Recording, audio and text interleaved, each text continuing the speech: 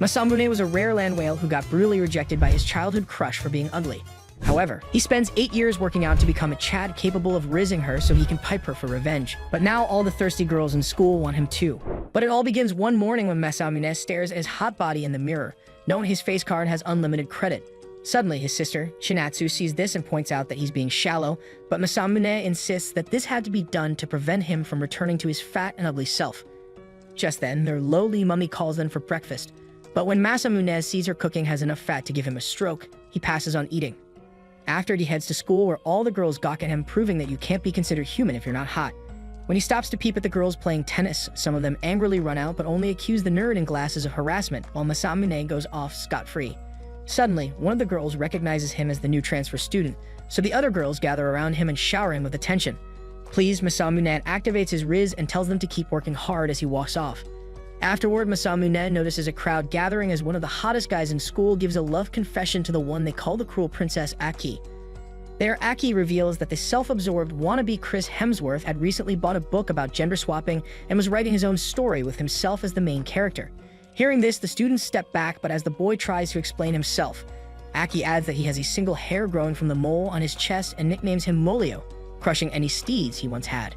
Seeing this, Masamune worries about how scary the trenches of school are when Aki suddenly walks by and gives him the death stare. Later in class, the class rep Tae busts Masamune for sleeping in class, but since he's hot, he gets away with it as usual. Just then, a classmate named Shuri walks in and hands him some bread for lunch. However, when Masamune sees the amount of calories in it, he realizes he'd have to do 100 crunches at home. Shuri praises Masamune for being an all-rounder but not being stuck up, so Masamune thanks him, remembering Shuri is also quite popular with a crowd that calls him the designated bottom. However, Shuri points out that there's one person as accomplished as him in the school. Just then, Aki walks in looking for a certain student. When no one responds, she grabs Masamune by his tie and demands an answer. The simp in question identifies himself, so Aki reads out his love letter and roasts him for being a creep. She then nicknames him Jabba the Hutt and rips his letter, along with his dignity, to shreds. When she leaves, Shuri explains that Aki is just like Masamune, except her personality stinks worse than your gym socks. Tai then adds that she hates guys and gives them cruel nicknames when they confess to her, which is why they call her the Cruel Princess. When she mentions that she's the daughter of the Adagaki group, Masamune instantly recognizes the name and runs to the hallway, realizing he's finally found his arch-nemesis. Later, at lunch, Aki gets offered a ton of desserts from her lackeys as Masamune watches her to gather information. He wonders how Aki isn't hated by the girls too, but Shuri explains that most of them think she's cool because she's blunt, but the one who is always with her is Yoshino, the airhead. Masamune asks Shuri has any more information, but the only thing he knows is that she likes to eat lunch alone. At that moment, Aki steps away from the group and Masamune watches as she sends Yoshino off on an errand. Masamune plans to investigate why she eats alone, but Shuri warns that he might get cooked worse than Drake if he gets caught. Masamune insists he'll be fine and runs off to look for Aki. Unfortunately, after looking through the entire school, he can't seem to find her anywhere. Just then, he spots Yoshino and remembers she's Aki's handbag. When he sees her looking extra sus, he decides to follow her and they end up at the gym storage room. Masamune eavesdrops as Yoshino presents Aki with her lunch, but when a spider drops down in front of him, he freaks out and gives himself away. Masamune apologizes for having all the red flags of a stalker, explaining that he had no idea Aki would be there. He then spots her worrisome high-calorie meal but assures her it's not that big a deal till he spots the empty trays of food and realizes this is a pig-out session. When Aki's tummy rumbles, she quickly explains that she can't help being a gluttonous pig, and since the doctors couldn't find any parasites in her, she just has to keep eating. Masamune tries to leave, so Aki warns that if he tells anyone about it, he'll regret it. From then on, it seemed Masamune was the only boy who was able to get close to the prickly queen herself. One day during volleyball practice, Shuri points out how friendly he's become with Aki and how everyone thinks the cruel princess might actually crack this time. However, Masamune explains that Aki has actually rejected all of his advances and been mean to him. Just then, Masamune notices Aki through the window and wonders how she can stuff so much junk in such a tiny hole, but when she catches him staring, she tells him to go back to his doghouse. Suddenly, the volleyball hits Masamune right in the head, and while the girls gather to check on him, some sore loser whispers to him to not get full of himself. After school, Aki and Yoshino say goodbye to their other friends, so Aki tells Yoshino to go get her some more food. Yoshino obeys and runs off, leaving Aki alone. When she starts to take too long, Aki plans to check on her, when she runs into the pudding prince. Angered, he grabs her hair and accuses her of accepting Masamune just because he's hot. He then pulls out a pair of scissors to teach her a lesson, so Aki closes her eyes, expecting the worst, but when she opens them, Masamune is right there, stopping the scissors with his bare hands. Pudding Prince runs off, so Masamune makes sure Aki is okay. He figures Aki couldn't possibly be nasty to him now that he knows his secret and saved her. At that moment, Masamune remembered how he used to look like a walking Oreo and got bullied for it. Back then, Aki was practically Masamune's savior until he confessed his love, and she called him a pig's foot. From then on, Masamune has hated Aki's guts, which is why he now plans to do whatever it takes to make her fall in love with him, so he can dump her sorry behind. The next day at school, Masamune walks up to Pudding Prince, who apologizes for hurting his hand.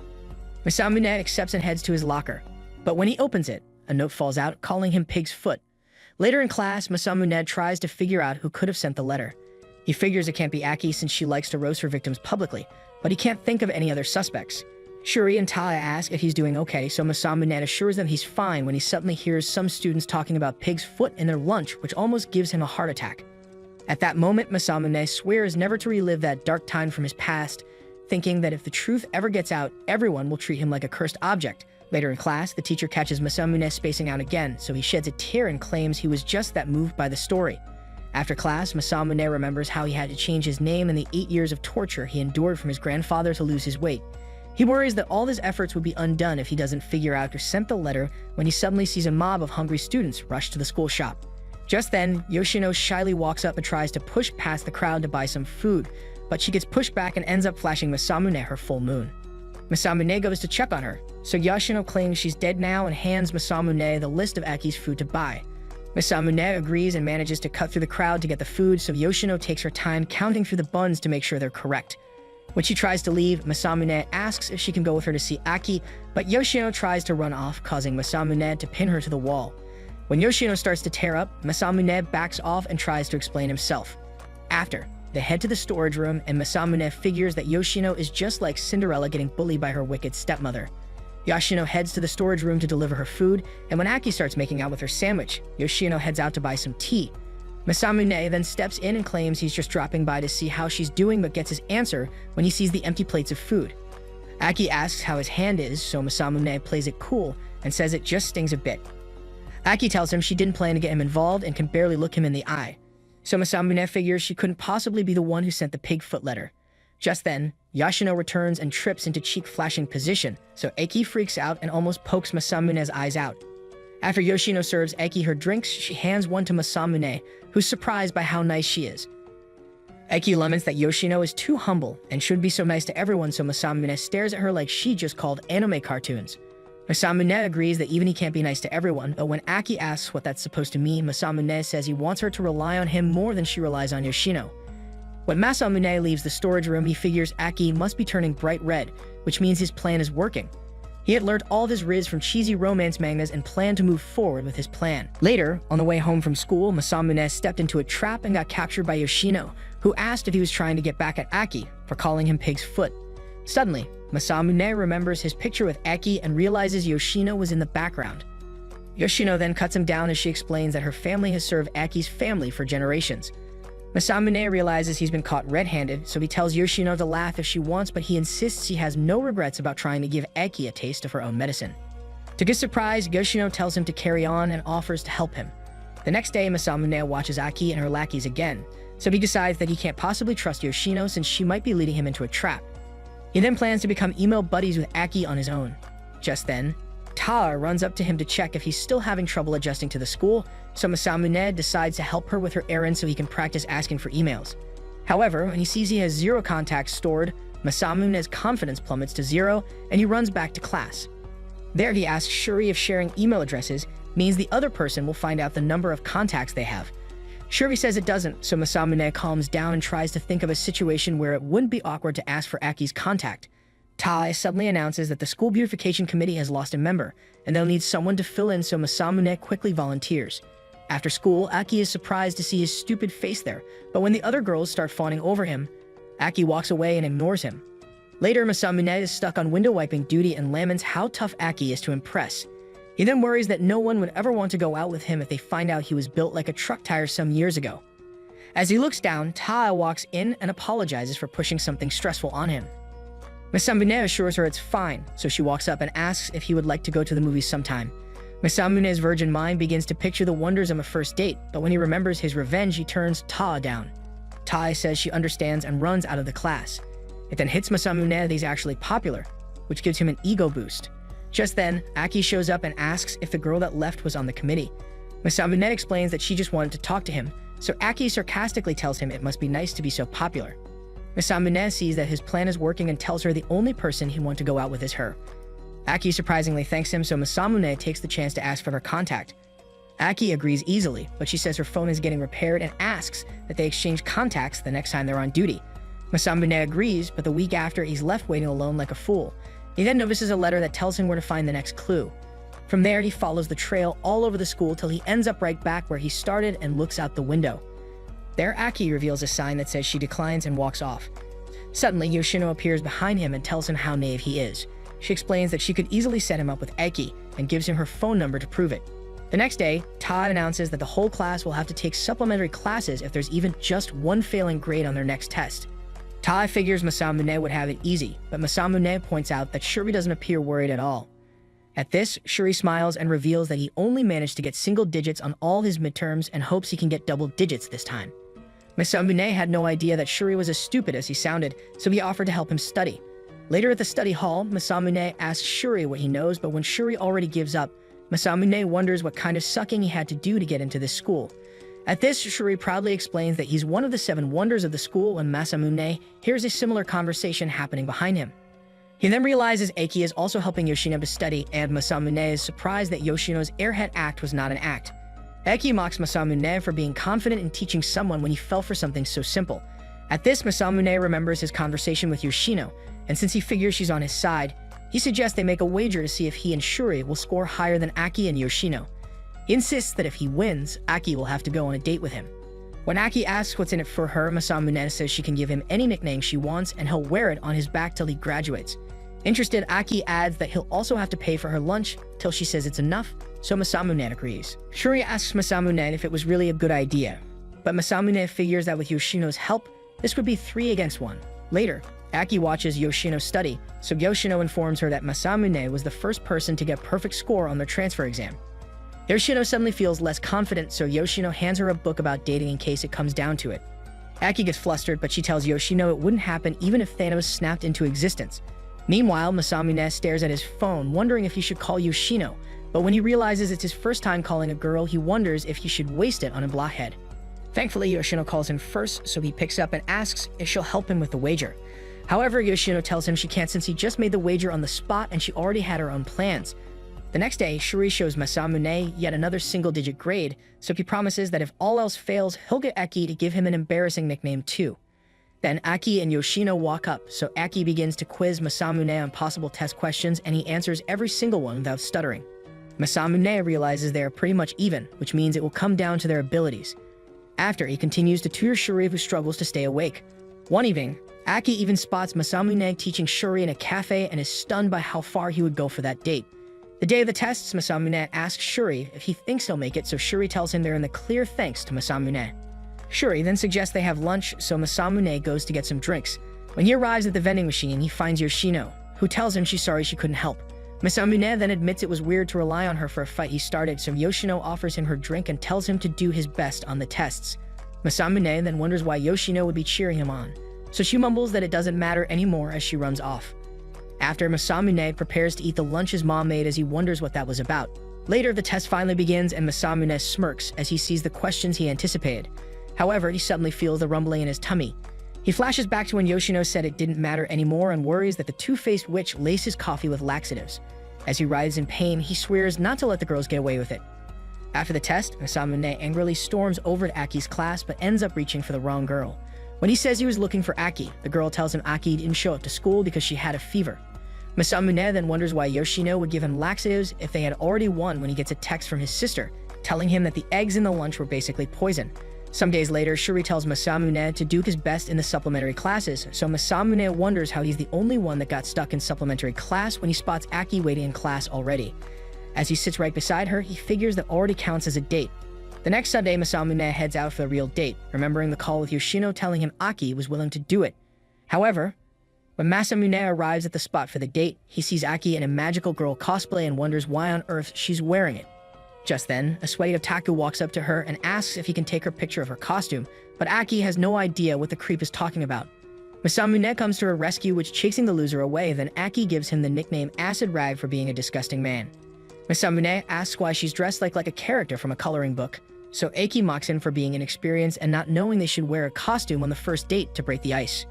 After this, Masamune calls Yoshino and asks how on earth Aki ended up like that, so Yoshino explains that Aki believes everything she says or does, which is why Masamune should leave it up to her. Masamune asks why she would go so far to help him, but Yoshino tells him she has to go and hangs up. Masamune returns to the date and admits to not knowing the rules of the first date, but points out that Aki thinks it's a real date. At this, Aki explains that Yoshino had told her that after he failed his test, it found him trying to slit his wrists, and Yoshino said she was the only one who could save him. Masamune wonders how Aki fell for a plot worse than a Fast and Furious movie, but they continue with the date. They head to the cinema that Aki rented out, but she tells him not to sit too close to her. The movie turns out to be a disturbing horror movie, and by the end, Aki has trouble standing up. Next, they go for dinner, and Masamune wonders how she can stuff her face after such a movie. He then remembers that the cruel queen he used to know was way more arrogant, but she didn't eat an entire family's week's worth of food in a sitting. He asks if it was something she was born with, so she explains that it started when something awful happened in her past. Just then, a little girl walks up and asks Aki why she looks like she has a little lamb. Aki then makes a scene as she tries to explain herself, so Masamune drags her out before she embarrasses herself some more. Outside, Masamune finally tells Aki that the cosplay icebreaker wasn't a real thing. Aki gets sad, so she heads into a nearby store to get changed.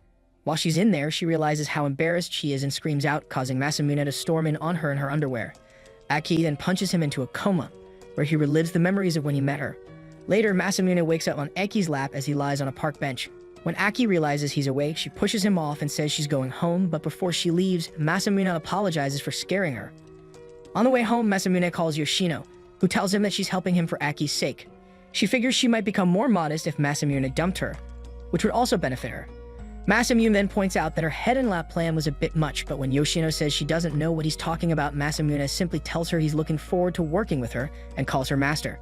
Later at home, Masamune reads some brain-rot romance manga where the main character tells his ugly crush that he doesn't mind getting drenched in rain if he pretends it's from her. When he heads to school the next day, he plans to make his revenge a reality with his next scheme. During supplementary classes, Masamune sits right beside Aki and keeps staring at her. Aki gets irritated and asks why he's still staring, so he says he only has eyes for her in the cringiest way possible. After school, it starts to rain, and Aki doesn't have an umbrella, so Masamune hands her his umbrella, saying he doesn't mind getting drenched in rain if he pretends he's swimming inside her ocean. He then runs off thinking his love-bombing plan is working. That evening, Yoshino breaks the news that Aki only thinks he's being a creep, so she suggests it's time for him to mix things up and tells him to be as cold as possible the next time he sees her. When Yoshino returns to the mansion, Aki wonders what took her so long, but Yoshino continues to play dumb as she notices Masamune's umbrella. Meanwhile, Masamune consults his Riz Bible and sees that the girl typically realizes how she feels when the boy treats her like dirt, but he worries that Aki might hate him even more if he does. The next day, when Masamune spots Aki, he remembers Yoshino's words and decides to trust her. Aki tries to hand him back his umbrella, but he walks past her coldly. When he settles in class, he realizes he might have destroyed all the lickability he had built up to that point, but he continues to see it through and ignores her for the rest of the day.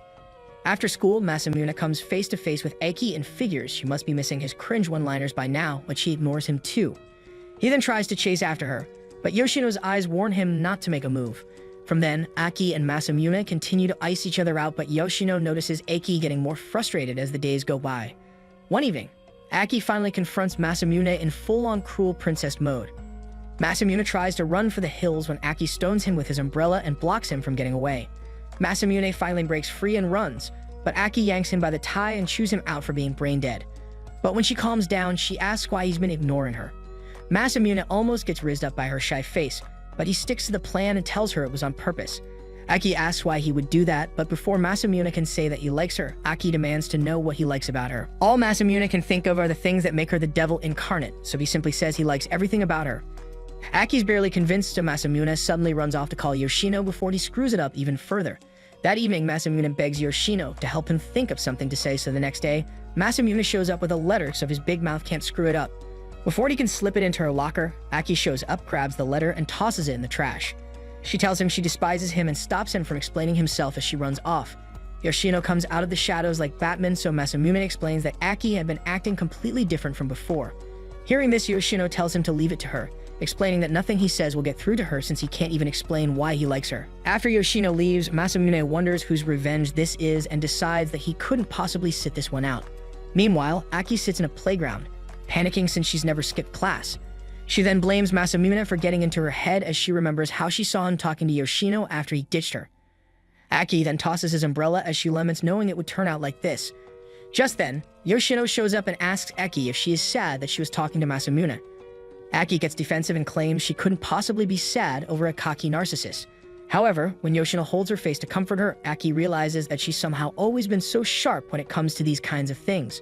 Regardless, she insists that she'll never be sad over a guy again as she remembers the last time she was. As Aki goes on her delusional rant, Yoshino assures her that Masamune only has eyes for her and figures that Aki must like him too. Aki tries to deny it, but when she turns back, Yoshino is gone. After Aki walks home angrily and admits that she's always hurt people, so she wouldn't get hurt, but now she can't tell if Masamune likes her. Suddenly, Masamune calls out for Aki as a car almost flattens her like a pancake. Thankfully, he grabs her in time and asks what's gotten into her. Aki insists he doesn't care, but Masamune says he doesn't know what he'd do without her. At that moment, Aki lets her guard down and is about to tell Masamune how she feels when they're interrupted by the owner of the car who almost made her roadkill. Suddenly, the girl jumps into Masamune's arms and tells him she's been longing to see him. Masamune wonders who the hot nut job is as she announces that meeting him is all she prays for night and day.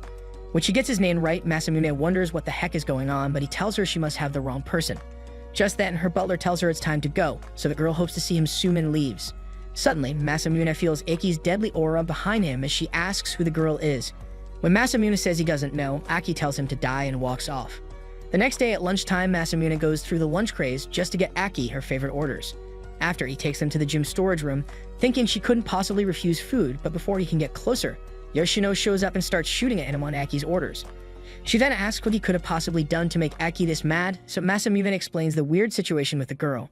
Yoshino shoots at him some more and reminds him he wasn't supposed to interfere, then she runs off mysteriously. Masamune figures he'll do things his way and tries to plan his speech to Aki, but when he pictures her as Darth Vader, he can't bring himself to enter and just leaves Ifu by the door. Once he leaves, the door opens and Aki grabs them.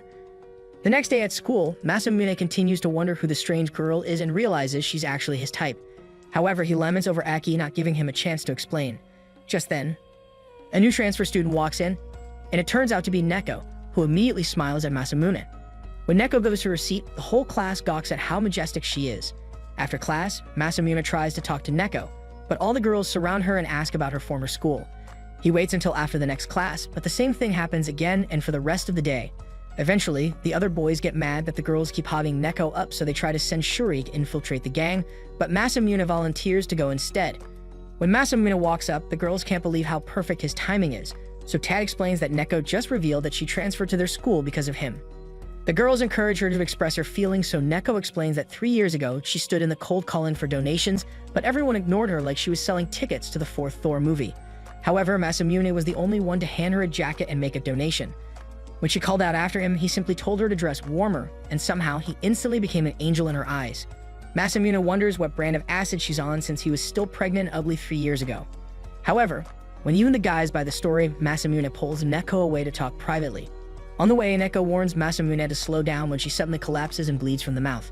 Masamune starts to panic, but when he helps her up, a ketchup pack falls and the jig is up. Neko assures him that at least the brand uses natural ingredients, but Masamune barely controls the urge to tape her mouth shut. He asks why she would tell such a lie when he doesn't know her, so Neko asks him to keep the truth a secret between them, even if he doesn't remember her. Masamune almost wavers at how cute she is, but when he remembers his burning hatred for Aki, he rejects Neko and tells her he has someone he likes. Neko tears up but starts asking questions about his crush. When Masamune reveals that it's one-sided, Neko asks to see who it is, so they go up to the classroom and Masamune points her out, thinking Neko will give up when she sees how beautiful Aki is. However, Neko whispered that she wouldn't be a problem and walked right up to her to introduce herself. Masamune rushes to stop her, but before he can, a student opens a window, and the wind blows Neko's skirt up, causing Masamune and Aki to realize she's going commando. After, Neko turns to Masamune and explains that she's just very conscious of her health down there, but before Masamune can process what madness this is, Aki gets up and storms out of the class. Masamune chases after her and tries to explain that he doesn't know her, so he grabs Aki, but when she tries to break free, she ends up sucker punching a teacher who catches them for skipping. Thanks to this, the teacher sentences them to clean the pool after school. After school, Masamune and Aki resume their cleaning duties, but Aki warns him to stay away from her. Masamune gets pissed off by her irritating attitude, so he grabs a hose and sprays her with it, claiming it was an accident. Aki then takes off her jacket and Masamune stares at her lack of plot. Suddenly, he notices her struggling with a bucket of water as she explains she was planning to accidentally spill it on him. Masamune reminds her he isn't wearing a swimsuit, so she get his underwear wet, so Aki tells her he can go commando with Neko. Suddenly, Aki loses her balance and falls into the pool, and as she struggles, Masamune realizes the idiot can't swim, so he jumps in after her. Once he gets her to safety, Aki reminds him that he didn't want to get wet, so Masamune says that his body kind of moved on its own. When Aki figures it was no more than that, Masamune insists that if he said it was because he liked her, she wouldn't believe him, so he apologizes for overstepping. Masamune wonders why he's feeling so annoyed by it when Aki suddenly asks him to prove it. When Masamune asks what it would take, Aki tells him to kiss her. Meanwhile, Yoshino waits in the sun because Aki is late. Suddenly, Neko shows up and asks if she knows where Masamune is. Yoshino wonders why Neko is asking her, so Neko says she figures she'd be the best person to ask, but Yoshino insists she doesn't know where he is. Back at the pool, Aki insists that kissing is the least he should be able to do if he likes her, but Masamune freezes as this would ruin his plan for the grande finale. In his vision, Aki would tell him she loves him and go for a kiss, but he would refuse her and walk away with his mission accomplished. When Masamune remains silent, Aki gets mad and tries to leave, so Masamune pulls her close. He then decides to picture her as a piece of meat and figures it would be easier than looking at her face, but when he goes in for the kiss, Aki sucker punches him. Masamune demands to know what that was for, so Aki gets shy, but Masamune demands an explanation. Just then, Ta and other members of the swim team show up and ask why they're there, so Masamune explains that they were doing their punishment when they decided to splash right in. Ta buys the story and Masamune is glad to have dodged one more bullet, so Ta tells him she's there for swim practice and wishes him good luck with the cleaning. After Aki exits the pool and says that she accepts that he loves her, but she then asks him so what and walks away, leaving Masamune infuriated. Later, Masamune wonders what Aki's problem is since she asked for the kiss when Neko walks up and says she's been looking for him. When Masamune says he doesn't have the energy to hang out, Neko pulls out a bottle and pours him a hot drink to help. Curious, Masamune takes a sip and is surprised it's salty, so Neko explains that she put in the best ingredients to help with dehydration. Masamune likes the drink and takes more, so Neko starts ranting about which vitamins and nutrients are important for the body. Masamune says he prefers using exercise and diet before turning to medicine, so Neko agrees that it's ideal and pouts. He then asks what she likes about him, thinking he can turn the situation to his advantage. Since this was the difficult question Aki asked him, he can't wait to tell Neko off when she gives a superficial answer because she doesn't really know him. However, Neko tells him she likes that he's so modest, he doesn't realize his own charms.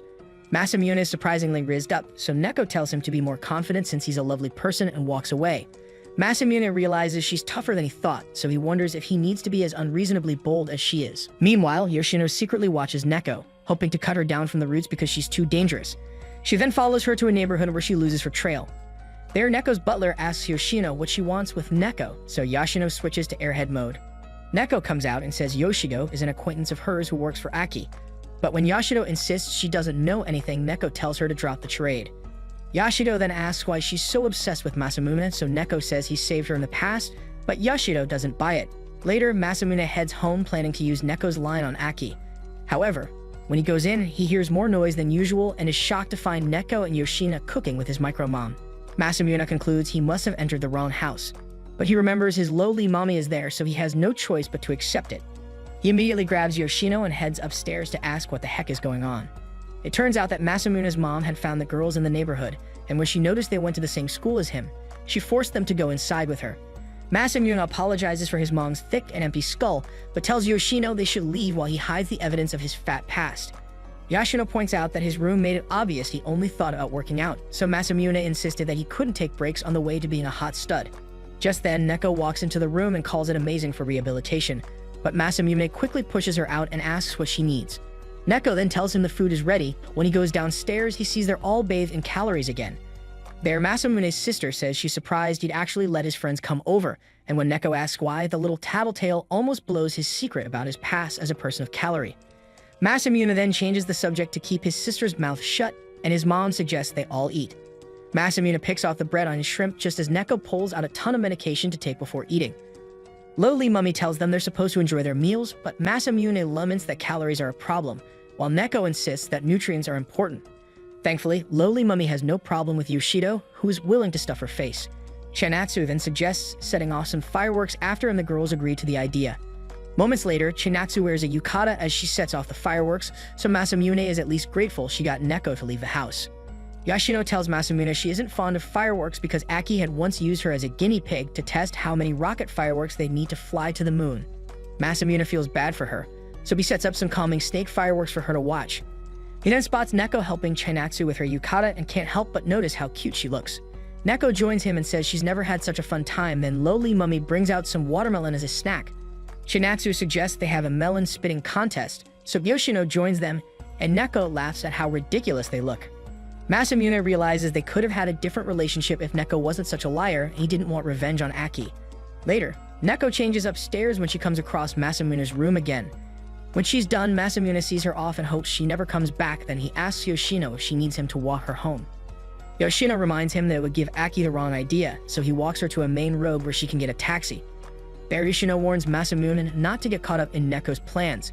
Meanwhile, as Neko heads home, she holds up the picture of chubby Masamune and insists they're more alike than he thinks. Some days later, the students rejoice as it's officially the beginning of summer vacation. Just then, Aki storms into the class and slams a flyer on Masamune's desk, asking what he's trying to pull by inviting her to the beach. Masamune figures that since they won't have any classes for 40 days, he'll go with a power play approach, thanks to what he learned from Neko. However, Aki tells him she already has plans to stay at their island villa and invites Shuri instead. But since Shuri is a spineless bottom, he insists that he doesn't want to go unless Masamune is with him. Masamune uses this to his advantage and insists they're a package deal, so Neko takes a page out of his book and insists on going if Masamune goes too. Out of nowhere, Tae says she'd love to join them, so Masamune asks Aki if she'd rather take all of them or spend her time on her private beach alone. Annoyed, Aki thinks it through and agrees. Some days later, the group heads to the island on a ship, so Yoshino approaches Masamune when he's alone. She explains that she's been researching Neko, but can't find any dirt on her, so she doesn't know why she's obsessed with him. Masamune didn't know what to make of this, but he assured Yoshino that his only goal was to get revenge on Aki so Neko wouldn't be a problem. However, Yoshino isn't convinced, so she warns that if he doesn't do something about Aki on the trip, she'll tell Aki everything. Later, the group arrives at the villa and are blown away by how amazing it looks, but Masamune is too busy wondering if Yoshino will really blow his cover. Aki tells the guys that her father's secretary, Yusaki, will be their chaperone and had arrived ahead of them. Meanwhile, Yusaki was getting dumped by her long-term situationship for being slightly bipolar and kind of a nutjob. Just then, the maid announces that Aki has arrived, so Yusaki heads out to meet her, thinking she's the only one who can comfort her. However, when she steps out to greet the girls, she notices Masamune and asks Aki what a boy is doing there. Masamune realizes he has no time to waste, and since Aki likes to look good in front of other women, he blurts out that he's dating Aki. Aki tosses her suitcase at him and warns him not to spew lies that would shock the devil, but Yusaki tells Aki that it's a good thing she's grown out of her man-hating phase. She praises her on choosing a hot boyfriend and suggests it might help with the lack of development on her chest. At this, Aki plays along and says she didn't want to make a big deal out of it. She then pulls Masamune inside. Aki scolds Masamune for putting her in a tough situation, but Masamune is grateful he read the situation correctly and the hot secretary played along. Aki then tells Masamune that the arrangement is for when they're on the island and warns him not to take the act too far. Later, Masamune shows off his abs to impress the girls, but everyone is more focused on Tao's dive into the ocean. Masamune is glad that Shuri didn't wear a bikini to the beach, but Shuri insists he's a boy, at least on the outside. Neko then grabs Masamune and asks him to reapply her sunblock, but Masamune worries that his progress with Aki would be ruined if she saw him staring at Neko's melons. Suddenly, Aki breaks them apart and tells Neko to stop playing cheap tricks on her boyfriend. She then points out that if Yusaki were to spot them, she'd think Masamune was a cheating scumbag and Neko was the one getting played, which wouldn't look good for her family. Neko agrees to back off, so Aki grabs Masamune and pulls him somewhere private for boyfriend duties. Once they're completely alone, he wonders if she wants to get wet without water. But Aki actually tells him to get some food from Yusaki, since there's no point pretending when no one can see them. Annoyed, Masamune heads back to the house, determined to find something to push his plan one step further. He then finds Yusaki and gets her to make lunch for Aki. There, Masamune asks if there are any fun locations on the island, so Yusaki begins to list clubs and lounges they could try, but Masamune asks her to keep the suggestions PG Yusaki, then suggests a test of courage, and when Masamune remembers how bad Aki is with scary stuff, he figures it's the perfect plan. After, Masamune thanks her and heads out, but when he leaves, Yusaki's true intentions of ruining Aki's chance at love leak out. In the year she was first hired by the Adagaki family, she had just been dumped by yet another suitor who didn't do well with Crazy, when she heard Aki crying on a bench close by. Yuzaki asked what happened to the donut-shaped boy she had been playing with, so Aki explained that he had left her and insisted she didn't need anyone like him again. Ever since then, Yuzaki enjoyed watching Aki head down the man-hating, dark path, which is why she now hated the idea of her loving a hunk like Masamune. That night, the group arrives at an abandoned house where only Ta looks suspiciously happy to be there. Masamune holds up paper slips to determine how they go in, so the group gets assigned numbers 1 through 6. After, Masamune watches happily as Yoshino goes in, knowing that the starting order had been completely rigged so that Aki would be too scared to move and he'd be the next to go in and save her. In his fantasy, she'd want him to be her boyfriend forever, and she'd cue the kiss. Later, inside the house, Yuzaki waits patiently for Masamune, hoping to scare him with her Joe's face mask so that Aki would see how pathetic he is and fall out of love with him. Suddenly, a psycho with a hockey mask and a chainsaw appears and starts chasing Yuzaki's ghost face. Yuzaki then runs past Aki, who collapses in fear. When Masamune arrives, he wonders who the ghost face menace is, but when she screams, he realizes it's Yuzaki.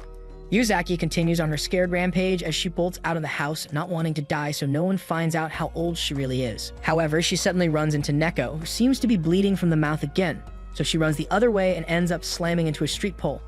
Later, Yuzaki wakes up to find Masamune carrying her. There, Masamune apologizes for getting her involved in his schemes as he admits that he and Aki aren't really dating. Yuzaki realizes Masamune is a good kid after all, so Masamune tells her not to tell Aki she knows. Later, as they return to the mainland, Yoshino approaches Masamune and commends him on having a decent plan for once. She figures Neko should finally get the message, so she agrees not to tell Aki, but warns him not to let his guard down. Some days after, Masamune tortures himself with his usual workout routine when he suddenly gets a call from Aki. Later, he meets with Yoshino and tells her that Aki wants to hand him some of the luggage he forgot on the island in person. When Masamune starts getting smug, Yoshino warns him to think more carefully about this, as one single mistake might set him back further. After, Masamune heads back home to do some homework when he realizes his hog-shot picture is missing. He then remembers the other day when Neko came over and figures she must be responsible. The next day, Masamune thanks Aki for returning his stuff in person, so she explains that she would have delivered it, but Yuzaki started asking too many questions. Akigi then warns Masamune that he'll regret it if he continues to get close to her, which reminds him of how she used to be years ago. Suddenly, he realizes that Neko should be able to tell that the girl in the picture is Aki and the potato with eyes is him. Aki tries to make conversation with Masamune, but he's too busy wondering why Neko would steal his picture and not say anything about it. Just then, Aki snaps at Masamune that she'll be happy to leave since it's such a bother for him to talk to her. After being left behind, Masamune realizes this was exactly the kind of thing Yoshino had warned him about, so it wouldn't be a good idea to leave things as they are. Just then, he gets a call from Neko, who says she's currently alone at home, so he asks if he can come over. Later, Masamune arrives outside her apartment and Neko excitedly welcomes him in. Masamune freezes up when he realizes this would be his first official time inside a girl's apartment, but he mans up and enters. Inside, Masamune sees how impressive the apartment is, so Neko casually says it's a secondary residence that her dad uses for work. She then asks what brought Masamune there suddenly, but the idiot hadn't even thought up an excuse for coming over. He claims he was just in the neighborhood, so Neko goes along with it since she's thirstier than a single man on Tinder. Masamune suddenly asks to use the bathroom, so Neko tells him it's at the end of the hall, but instead of going there, he sneaks into one of the rooms, which he figures must be Neko's, thanks to all the pills. When he looks around, he sees a lot of X-rated romance stuff, which would explain why she's not right in the head. Then he finds the exact same manga he uses as a Riz Bible. Suddenly, Neko shows up behind him and asks if the bathroom was too hard to find. She then notices the manga and admits that she had her butler buy the same one after seeing it in his room. Masamune realizes she just admitted to sneaking into his room, so he asks if she happened to take a photo of him too. Neko admits it and pulls the photo out of her pleasure hills, saying she couldn't help herself cause he was so cute. Masamune is shocked to hear this, so he reminds her he looked like a walking meatball, but she grabs his hand as she tells him there's nothing wrong with being on the heavy side. At that point, Masamune lets his guard down completely, and she kisses him. When Masamune doesn't resist, she pushes him into baby-making position, assuring him that her butler will be away all day. Masamune starts to wonder if his revenge matters anymore, but when he remembers all the cruel things Aki did to him, including the final straw where she named him Pig's Foot, he gets even more pissed. At that point, he tells Neko that he got bullied for being a fatso with a bad personality and people only got close to him because he was rich. He then points out that Neko couldn't possibly like him genuinely, so he wouldn't want to go further with someone who's not serious. Masamune grabs the picture and starts to leave, so Neko asks if he's choosing Aki, to which Masamune reveals that it's his revenge. After, Masamune feels horrible, while Neko cries alone in her room. The next day, Masamune meets up with the group looking like he was chewed on and spat out. Shuri points out that he seems to have lost weight again, but Masamune shrugs it off. Shuri then says the only person left is Neko, so Masamune worries about how awkward it would be to see her, but Tai informs the group that she's not coming. The group heads into the park and everyone has a great time except Masamune, who still feels horrible. Later, he meets with Yoshino and she tells him Aki was in some corner gobbling ice cream like her life depended on it. She then asks why he and Aki seem to be acting strange, but Masamune vaguely remembers Aki getting pissed. When the rest of the group catches up, they begin to head home when Neko's butler drives up and heads straight for Masamune. She tells the group that Neko has gone missing and asks Masamune what he did to her since she wasn't in the apartment that morning. Masamune wonders what the big deal is till the butler reveals that she left all her seizure control medicine behind. Masamune asks if she's sick, so the butler points out that no normal person would need all the medicines she takes, causing Masamune to remember all the weird things Neko would do and realize it was not an act. He then figures she deceived them on purpose so they wouldn't think she was weak. The butler asks Masamune what he did to her since she knows he was at the apartment the day before. The whole group is shocked, including Aki, so Masamune explains that he formally told Neko he couldn't go out with her because he chose Aki. However, everyone ignores Masamune's dramatic confession and starts brainstorming ways to find Neko. Aki suggests the butler take them closer to the apartment, then she tells anyone who can't fit in the car to go with Masamune since he obviously knows where the apartment is. The rest of the group heads for the car, so Yoshino tells him she can't believe he went to Neko's apartment and joins them in the car too. Masamune can't believe he mattered so little to Aki, but he decides to focus on Neko instead. Meanwhile, the rest of the group searches the area close to her apartment, but after hours of looking, Yoshino informs Masamune that they still haven't found her. At this, Masamune figures there's still one place left to look and ends up at their school, where he happens to run into Aki again. Masamune almost thinks he's dreaming, but her flat chest and potty mouth bring him back to reality. Masamune explains that since she traveled by car, school was the only place she would know well, but Aki says she already looked everywhere with no luck. Just then, Masamune asks why she goes so far for Neko if she didn't like her, so Aki admits that she doesn't but claims that she feels bad for her since it's sad to have the person you like look the other way. Hearing this, Masamune wonders why Aki herself would brutally reject the poor simps who would worship the ground she walks on and give them awful nicknames. Since this was basically what she did to him all those years ago, Masamune turns and asks Aki if she remembers the nickname Pig's Foot, determined to tell her the truth. However, before Aki can respond, Masamune gets hit in the head by a paper plane, and they notice others coming from the roof. Masamune immediately remembers Neko telling him about her favorite part of the manga. He starts running toward the school because in the manga, the heroine gets rejected by her crush, so she heads to the roof with love letters and throws them off as airplanes. However, her crush rushes up to stop her just as Masamune does for Neko. Masamune warns her not to do the same thing the heroine did, so Neko admits she doesn't have the strength and passes out in Masamune's arms. When Aki arrives on the roof, Masamune tells her to contact the butler. Later, the group waits in the hospital when the butler comes out and tells them she's stable. She then tells Aki Neko would like to speak to her, which shocks her. While she goes in, Masamune wonders if he did the right thing by rejecting her for his revenge. Just then, Aki interrupts his thoughts and tells him Neko wants to see him too, so he heads to her room and she cheerfully suggests they talk about the past. In her previous school, all the girls were impressed by her, so one of them invited her to their villa that weekend and Neko happily accepted the invitation. The girl excitedly mentioned riding horses and playing tennis, but the other girls informed her that Neko was too frail to try such activities, which made Neko sad. Later, Neko's grandfather told her of a surgery she could try to help her condition, so Neko agreed to do it on the condition that she'd get to fall in love first. In the present, Masamune asks why she chose him in particular, so Neko claims she just randomly picked his picture from the list she had of possible suitors. Masamune insists that he never heard about being anyone's potential suitor, so Neko points out that it's not strange for rich families to pimp their kids out in secret. Masamune figures it would explain why Yoshino didn't find anything out from her research, so he asks Neko how it was to try falling in love. Neko says she thought he and Masamune were exactly alike since he also talks about love for the purpose of his goal, but the truth was actually shallow and empty, which is why her feelings didn't reach him. However, she insists she has no regrets since she got to experience one-sided love and the pain of rejection. She then tells him she'll be going somewhere far and thanks him for the memories. Meanwhile, as the girls wait, Tay confesses to Yoshino that she used to like Masamune too, but Yoshino's only surprised that she thinks this is news. Tay says she doesn't regret hiding her feelings since she gets to hang out with them, but she wonders how Aki feels about Masamune. Yoshino explains that Aki is just sad that her stomach has reached its limit again, but when she looks closer, she realizes something else might be making her sad. Just then, Masamune returns from the room, so Aki rushes to talk to him, but Masamune simply walks past her and leaves. Later, the butler informs Neko that the group has left and asks if she's really okay with letting Masamune go, so Neko says she is as she holds up another picture. Years ago, Neko was also built like an Oreo, so their families thought it would be cute to take a picture together, which is when she first met Masamune. Meanwhile, Masamune walks home and admits that he couldn't trust Neko because he knew something was strange about her, so he figures that's where he'll end up with Aki too.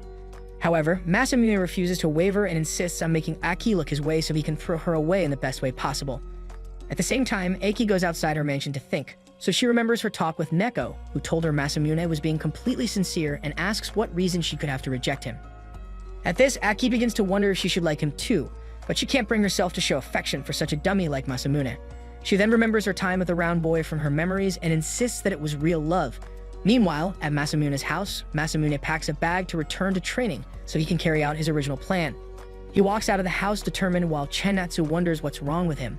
Back at the mansion, Aki suddenly sees a stranger in the shadows, but when the person gets closer, she thinks it's the fatso of her dreams. After their reunion, fake Masamune hands the master of the house a letter from his grandfather, which states an agreement with the Adagaki family for him to marry Aki. Upon hearing this, Yoshino immediately dials Masamune, but his phone has no service since he's busy getting ripped to the middle of nowhere. Days later, the students return to school and Aki returns to cooking simps who dare confess their love to her. After, she reunites with her lackeys, Sonoka and Kikune, who ask if she should really have turned down the ace of the baseball team. However, when Aki insists he was just a musclehead, the girls praise her for being a cold-hearted witch who ruthlessly gives everyone a no. Aki points out that she did it all the time anyway, so their third friend Mary shows up and points out that she'd been spending more time with Masamune than she did with them, shocking the other girls. Aki tries to defend herself when fake Masamune shows up. The girls wonder how dumb he could be to approach the Wicked Witch of the West while being shaped like a marshmallow. But when Aki says she wouldn't mind spending time with him, the girls share a heart attack. Afterward, Aki suggests they go and complete his transfer paperwork, so they walk off, leaving the girls to wonder where in the multiverse they're in. There, Mary suggests that they had Aki wrong the whole time and she was actually just a chubby chaser. Meanwhile, Masamune struts into class, feeling good when he spots Neko and wonders what she's doing there. They step outside, and Neko explains that she already had the surgery and recovered in the hospital for over a month, so she was able to return to school. She then asks Masamune how much closer he's gotten to Aki, but Masamune confesses he was training the whole time, enduring Neko. Just then, Neko spots Aki with a person of calorie and warns him that he'll lose his chance if he waits too long. However, when Masamune sees the plot of land the guy calls his stomach, Masamune assures Neko Tubby couldn't possibly rival him. Later, after class, Shuri asks Masamune if he'd like to walk home together, but Masamune leaves to hand Aki his gift from the countryside. However, when he arrives at her class, he sees the walking throw pillow hobbing her up again. Masamune wonders who the guy is, so he introduces himself as Kanetsugu, the new transfer student. When Masamune introduces himself, Kanetsugu explains that his nickname is also Masamune, so he tells Aki not to call him that at school so it's not confusing. Masamune then asks if he's a relative of Aki, but Kanetsugu explains that all 600 pounds of him is betrothed to her. Upon hearing this, Masamune immediately drags Yoshino to the storage room and asks how no one told him about this. Yoshino tells him she tried to, but she couldn't get through to him. Masamune asks if he might be lying, but Yoshino says she ran a signature analysis and the letter seems to be real, so he's a guest at their mansion. Masamune wonders how the cruel princess could be okay with this, so Yoshino says she's just a surprise and wonders if it's love.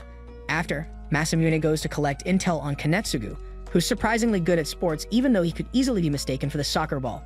Kanetsugu was also smart and managed to blend in with boys and girls and somehow got Aki to turn red from his presence. After school, Yoshino tells Masamune that Aki had met him in the past, but Masamune can't understand why she'd like his fat cheeks when she tortured him for the same reason.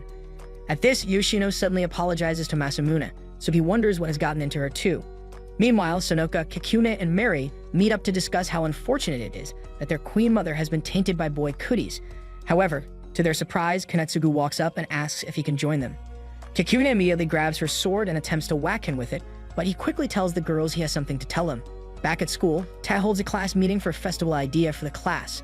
She then suggests they do a Snow White play with Masamune as the prince and Shuri as Snow White. Shuri tries to ask why he's the princess, but the whole class ignores him and agrees to the plan. However, all Masamune cares about is doing something about the Kanetsugu. After the meeting, Masamune spots Aki walking down the hall, so he does the wall slam on her and insists they need to talk. Aki gets up close and personal and tells him that his fly is open. So Masamune rushes to check, allowing her to walk away. Just then, Kanetsugu shows up, so Aki suggests they head to class together, leaving Masamune tweaking in the hallway while the Powerpuff Girls watch. They decide to stick to their plan to protect Aki and help Kanetsugu because during their conversation with them, Kanetsugu had insisted that Aki was too much of a goddess for him to lay a hand on her. When the girls hear that he never intends to kiss or touch Aki, they figure it's a better choice than Masamune, who would gladly pluck Aki's flower. Later, the student council meets to decide on the festival events, and Sonaka happens to be the vice president. When she discovers that Aki's class and Masamune's class have both decided to act a Snow White play, she insists they approve the play from Aki's class. Later, one of the members breaks the news to Ta, who insists it's unfair since they turned in their idea first. She rushes to confront the council members, but Mary tells her that Snow White will be acted by Aki and Kanetsugu. Masamune runs up just as Aki shows up and says it's futile for the lead roles to be acted by men. Aki and Ta continue to argue, and Kanetsugu shows up and tells Aki to be more considerate of Ta's feelings, which she agrees to. Angered, Masamune suggests they hold both plays and have people decide on the best project. Ta and Aki agree to the idea, so the student council approves it, making it an official competition. Masamune then pulls Kanetsugu aside and suggests that whoever wins will get to dance with Aki at the post-festival party, so the Round Prince agrees. The day before the festival, Tae chews out Shuri for being stiff with his acting, asking how he calls himself a girl, so Shuri runs off, screaming that he's not a girl, at least on the outside. When he reaches the hallway, he bumps into Neko, who tells him she just finished making their costumes and tells him to come back as quickly as he can. After she leaves, Neko realizes that she doesn't treat him like a girl, so he starts to see her in a new light. Meanwhile, Masamune tries to lure Shuri out with pudding when Kanetsugu shows up and tells him Aki gets really happy when he gives her sweets on their breaks too. Masamune gets annoyed as Kanetsugu mouths off about how to get a girl's favor instead of a cheesy wall slam in a magazine. Masamune wonders who Kanetsugu is to be giving love advice when he can't see his toes, so Kanetsugu wishes him luck and confidently walks off. Masamune determines to be the one who dances with Aki at the party, but first he notes down that sweets are good and wall slams are bad. Meanwhile, the power-drunk girls devise a plan to make sure Masamune doesn't win, so Mary tells them she'll take care of things. Later, Kanetsugu walks home with Aki and tells her he ran into Masamune earlier. When Aki gets irritated, Kanetsugu apologizes for overstepping, so Aki tells him he's always been kind. She then spots a food truck and runs off to buy a snack, and as Kanetsugu watches her, he admits to himself that he has his reasons for deceiving Aki. Since his family has been poor for several years, they had tasked him with improving his family's situation, so he met with Yusaki, who assumed he must be the same land whale Aki was close to. Now, Kanetsugu figured Masamune wouldn't be a problem, but worries about the real fatso he's impersonating. Meanwhile, Masamune begins to sneeze while he works out, so Chinatsu calls for their mom and says Masamune has caught a cold. Immediately, lowly mommy runs out and wraps Masamune in a warm blanket so he doesn't get worse. The next day at the festival, the entire school is bubbling with excitement, while the students wonder who will win between the designated bottom and a cruel princess. During assembly, Shuri worries that Masamune has caught a cold, but he assures them he's in top shape even though he isn't. The night before, the idiot had gone up the roof to prove to his mom that he was healthy, but it backfired spectacularly. However, he refuses to give up, so he doesn't lose go walking chicken leg. Just then, Neko shows up and suggests they look around the festival together, but she ends up dragging him to the nurse's office.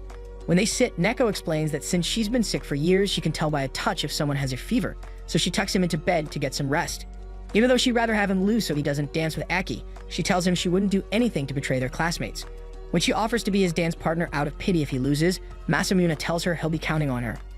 After, Neko heads out to buy a warm drink while Kikuna hides by the door. Meanwhile, Aki gets changed with the rest of the girls when she notices there's a lot of space in the chess department. Mary happily offers to pad her up and starts stuffing them in when Kanetsu accidentally walks in. The girls stone him with their accessories, so he wonders where he can get change when he spots one of their students in their costume who offers to lead him to a good spot.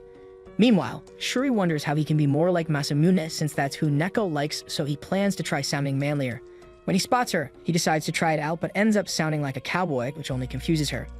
After, they head back to the nurse's office and find Masamune's bed empty, so they rush to ask Ta if she had seen Masamune, but she hadn't either.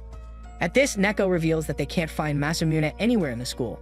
Meanwhile, Masamune finds himself tied up in a large blanket while Kikuna warns him not to try anything funny. When Masamune confronts her about kidnapping him, she tells him to build up enough muscle so she can't carry him around like a little girl. Back in the hallway, Tae asks Neko if she had any luck finding Masamune, but neither of them know where he is. Shuri comes to join them with no luck either, but he tells them he kept running into class everywhere. Back in the room, Masamune asks Kikuna what she intends to do with him, so she tells him she just needs him to stay put till Aki and Kanetsugu finish dancing. When Kekin blames him for making a move on Aki, he realizes she's trying to keep him from the play. Meanwhile, Shuri tells the girls that Aki's class is about to start their play, but they are panicking as if they had an accident. Meanwhile, Mary overhears Yoshino tell Aki that they can't find Kanetsugu anywhere, so Aki wonders if her fat crush is about to disappear at the most important moment again. Yoshino steps out to tell Masamune that she had successfully kidnapped Kanetsugu, and she realizes the same thing must have happened to him. Meanwhile, Kikume warns Masamune to stay away from Aki after this, but when Masamune insists she has no right to say that, she decides to tell him how she became her bodyguard. A year ago, there was a guy in her dojo who would resort to cheating, making him the only guy she couldn't beat. But after practice, he changed to ask a girl out, which turned out to be Aki, who cut him down with her words. Kikume explains how she then saw Aki as a true hand of justice from then on, but Masamune points out that Kikume is now resorting to the cowardly method by trying to win by default. Kikume freaks out as she sees his point, so she untees Masamune when she suddenly gets a call from Mary, who asks to speak with Masamune. Mary tries to declare their match a draw, promising to release him if he releases Kanetsugu. When Masamune figures out Yoshino must be behind it, he tells Mary he'd rather stay put since Aki's play is scheduled first, so he hangs up, knowing this would be checkmate. On the other hand, Mary curses Masamune and his unborn children when Aki runs up to ask if there's any sign of Kanetsugu. When she hears there isn't one, she insists that she'll perform the play even without a prince. Back in the makeshift prison, Kikume gets a text from Mary asking her to join the search for Kanetsugu, so she thinks Masamune must have tricked her and starts attacking. Masamune quickly opens the window, allowing Shuri and Ta to see him, so he pretends to jump, causing Kikume to jump out and land in the fountain, while Masamune holds onto the window. After, Masamune tells them how he was kidnapped but figures they'll be fine since the other class will have to cancel their play. However, when Shuri breaks the news that they've already started their play, Masamune runs over there wondering what Aki is thinking. When Masamune arrives at the play, he's surprised to see how much more professional their play looks. He then notices Neko beside him, who asks if he thinks they can win, but Masamune admits that their entire cast is on another level. Mary shows up and reveals they don't have a replacement, so Masamune asks why they let Aki go on without a prince. Mary then tells them how Aki spoke to the rest of the cast and convinced them their efforts shouldn't go to waste. This shocks Masamune while Mary cries that the play would be ruined if they can't find Kanetsugu by the end of it. At this, Masamune realizes he has to tell Yoshino to let Kanetsugu go, but when he sees her on stage as an elf, he collapses as there's no way he can get to her. Suddenly, he thinks of a way to save the play and asks Neko for help, so she runs off quickly. Moments later, Masamune goes backstage and makes a crazy suggestion to Mary to save the play. Meanwhile, the play reaches the point where Snow White needs a prince to kiss her back to life. Aki thinks no one is coming and thinks it's a realistic ending as she remembers the bouquet of flowers she found outside her window all those years ago. But even though she waited and waited, her prince never came. Suddenly, Masamune walks on stage in costume, making everyone wonder what's going on. In his previous conversation with Mary, she had reminded him that their classes were enemies, but Masamune explained that he didn't think their production deserved to be destroyed, so his action was genuinely for the sake of art. Now on stage, Masamune tries to buy the elves some time to get with the program, so they finally take the hint and welcome him as the prince, but Masamune ends up tripping. The elves rush over to help him while Mary wonders why the prince is so weak. Kikume then shows up and explains that Masamune's fever must be pretty high, so he isn't intentionally trying to ruin the play. Just then, Masamune manages to stand and tries to walk over to Aki, but when he starts to stumble, Yoshino gives him a final push and threat for him to get the job done. Masamune figures he just needs to say his final line and kiss her, so he tries to find his strength while Aki wonders what's taking him so long to fake a kiss. Masamune then rushes through his lines and kisses Aki, to the shock of the whole theater. Aki punches Masamune's lights out and the curtains close, so the crowd starts cheering while Kanetsugu finally makes it out. The next day, Sonoka announces that Aki's class won the competition, but Masamune and Aki received the awards for Best Hero and Heroine. Tag cries as she laments having to cancel the play because Masamune went to the nurse's office after, so Kanetsugu reminds her that he offered to play their prince, but she rejected him for being a big back.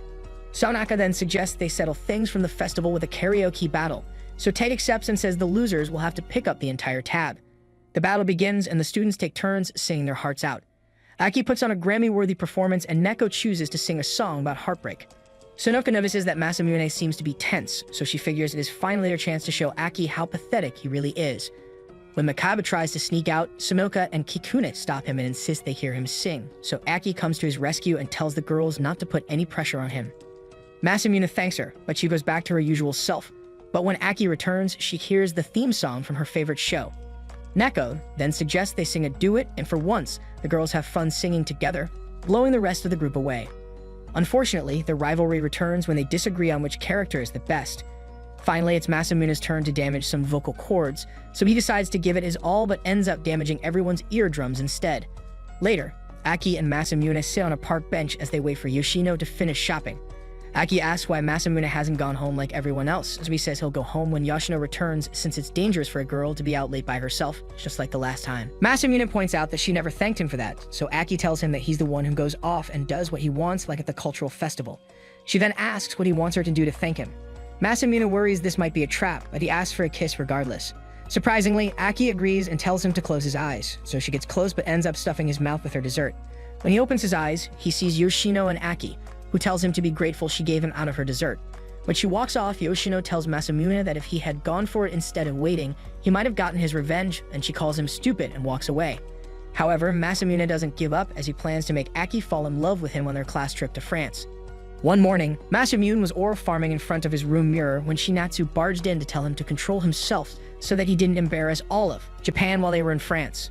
When Kinu came to invite him for breakfast, he threw both ladies out of his room and stared at his book as he began plotting for his revenge against Aki.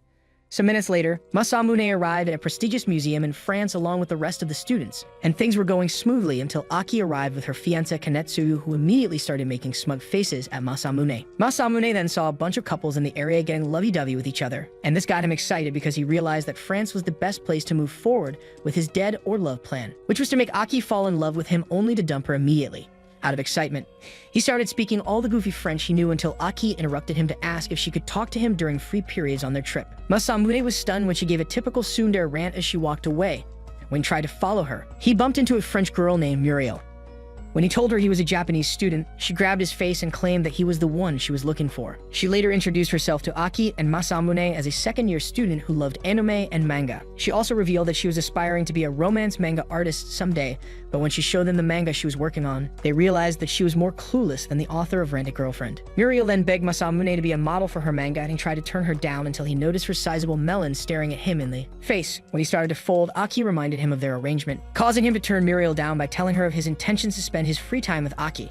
Some minutes later, Aki and Masamune were walking through the street, and when Aki noticed that Masamune was holding onto her hand, she shoved him into a corner where he collided with an escaped Men in Black character. They were eventually surrounded by some other shady-looking men, and Masamune tried to use some French talk no jutsu to save them before the leader of the group showed him a recording of Muriel's rich elder brother named Frank, who told him they could only save themselves by becoming rom-com models for Muriel.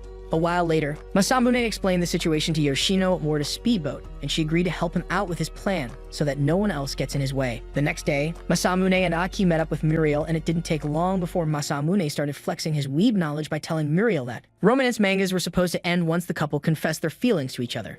However, Muriel said she didn't care about that, and she started to give him a sus demonstration of a love confession scene from her manga until Aki separated them. Aki then took charge as she told Muriel she'd show Muriel how rom-com characters were meant to behave, but she soon realized that she was even more clueless about romance than Muriel. Meanwhile, Yoshino was guiding Kanetsu elsewhere so that he wouldn't ruin Aki's rendezvous with Masamune, and he suddenly stopped their trip to ask her if she was hiding something from him. She tried to keep up her facade by claiming that she just wanted to spend time with him, but he said he wouldn't fall for her lies and called her a betraying little witch while showing her a picture of the fist bump she shared earlier with Masamune. Kanetsugu brought up the fact that Yoshino's family, the Koiwais, were pretty famous for betrayals, and then he asked if what she was doing could be considered as going against her master's wishes since he was Aki's fiancé. However, Yoshino stood back up and told him to snitch on her if he wanted to.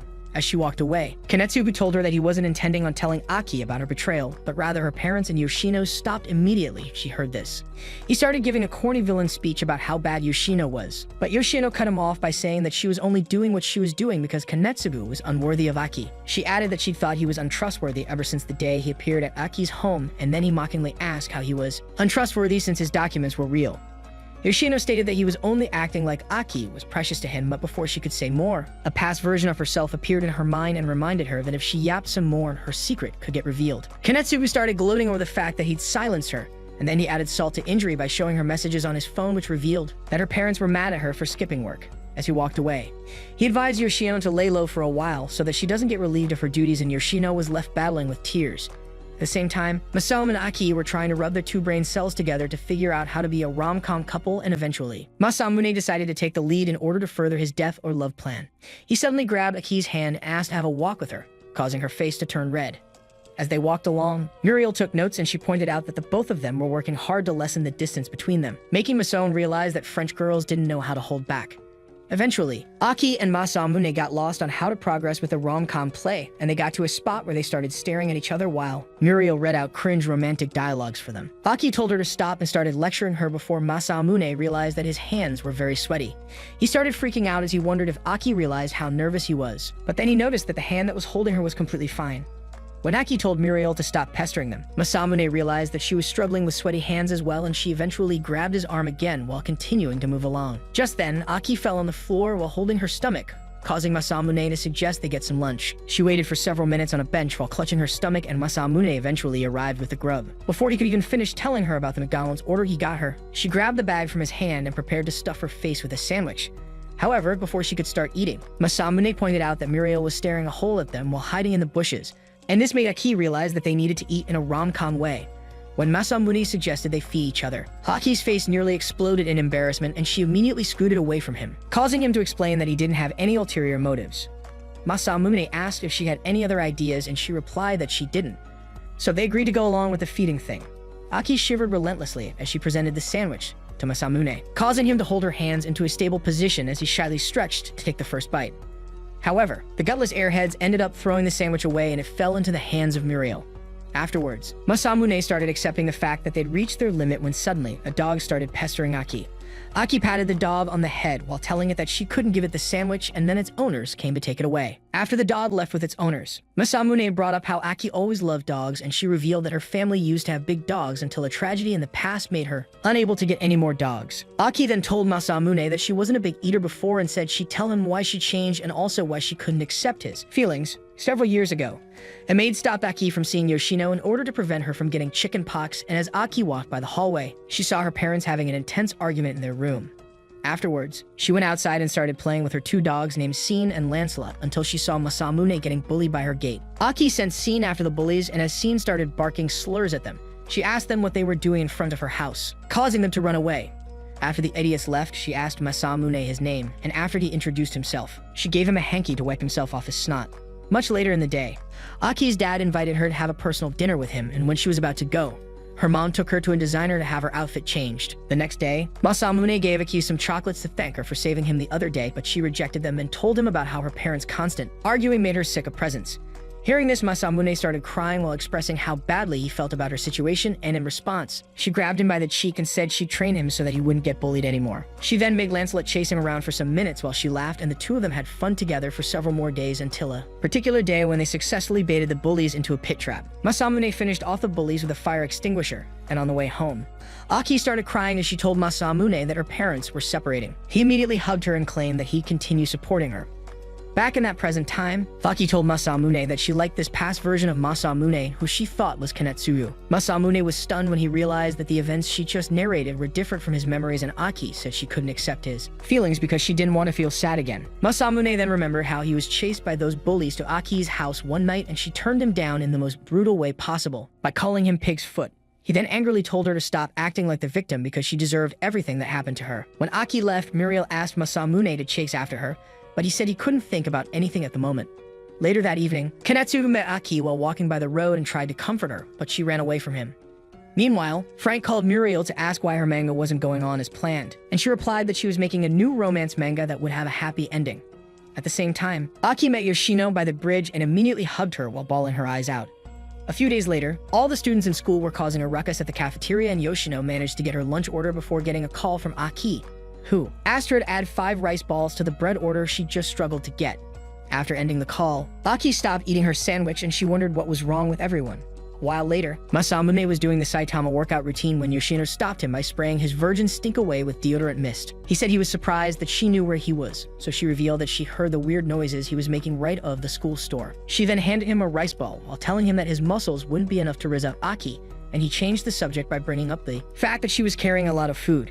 Yoshino pointed out that Aki was eating a lot recently, and when he asked if she hadn't changed, Yoshino said she'd only gotten sloppier. Masamune then remembered the conversation they had on the bench and asked how it was possible for her to twist the truth so much. Yoshino guessed that she might be confused since she was going through a lot back then, and then promised to smooth things over with Aki, causing him to glaze her as she left.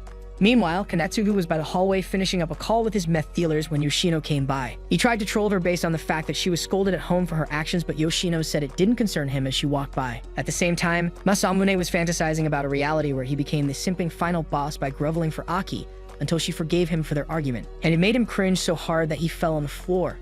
Just then, Neko arrived and asked him if he was going to be free after school that day. When he asked why she was asking, she said there was somewhere she wanted to take him.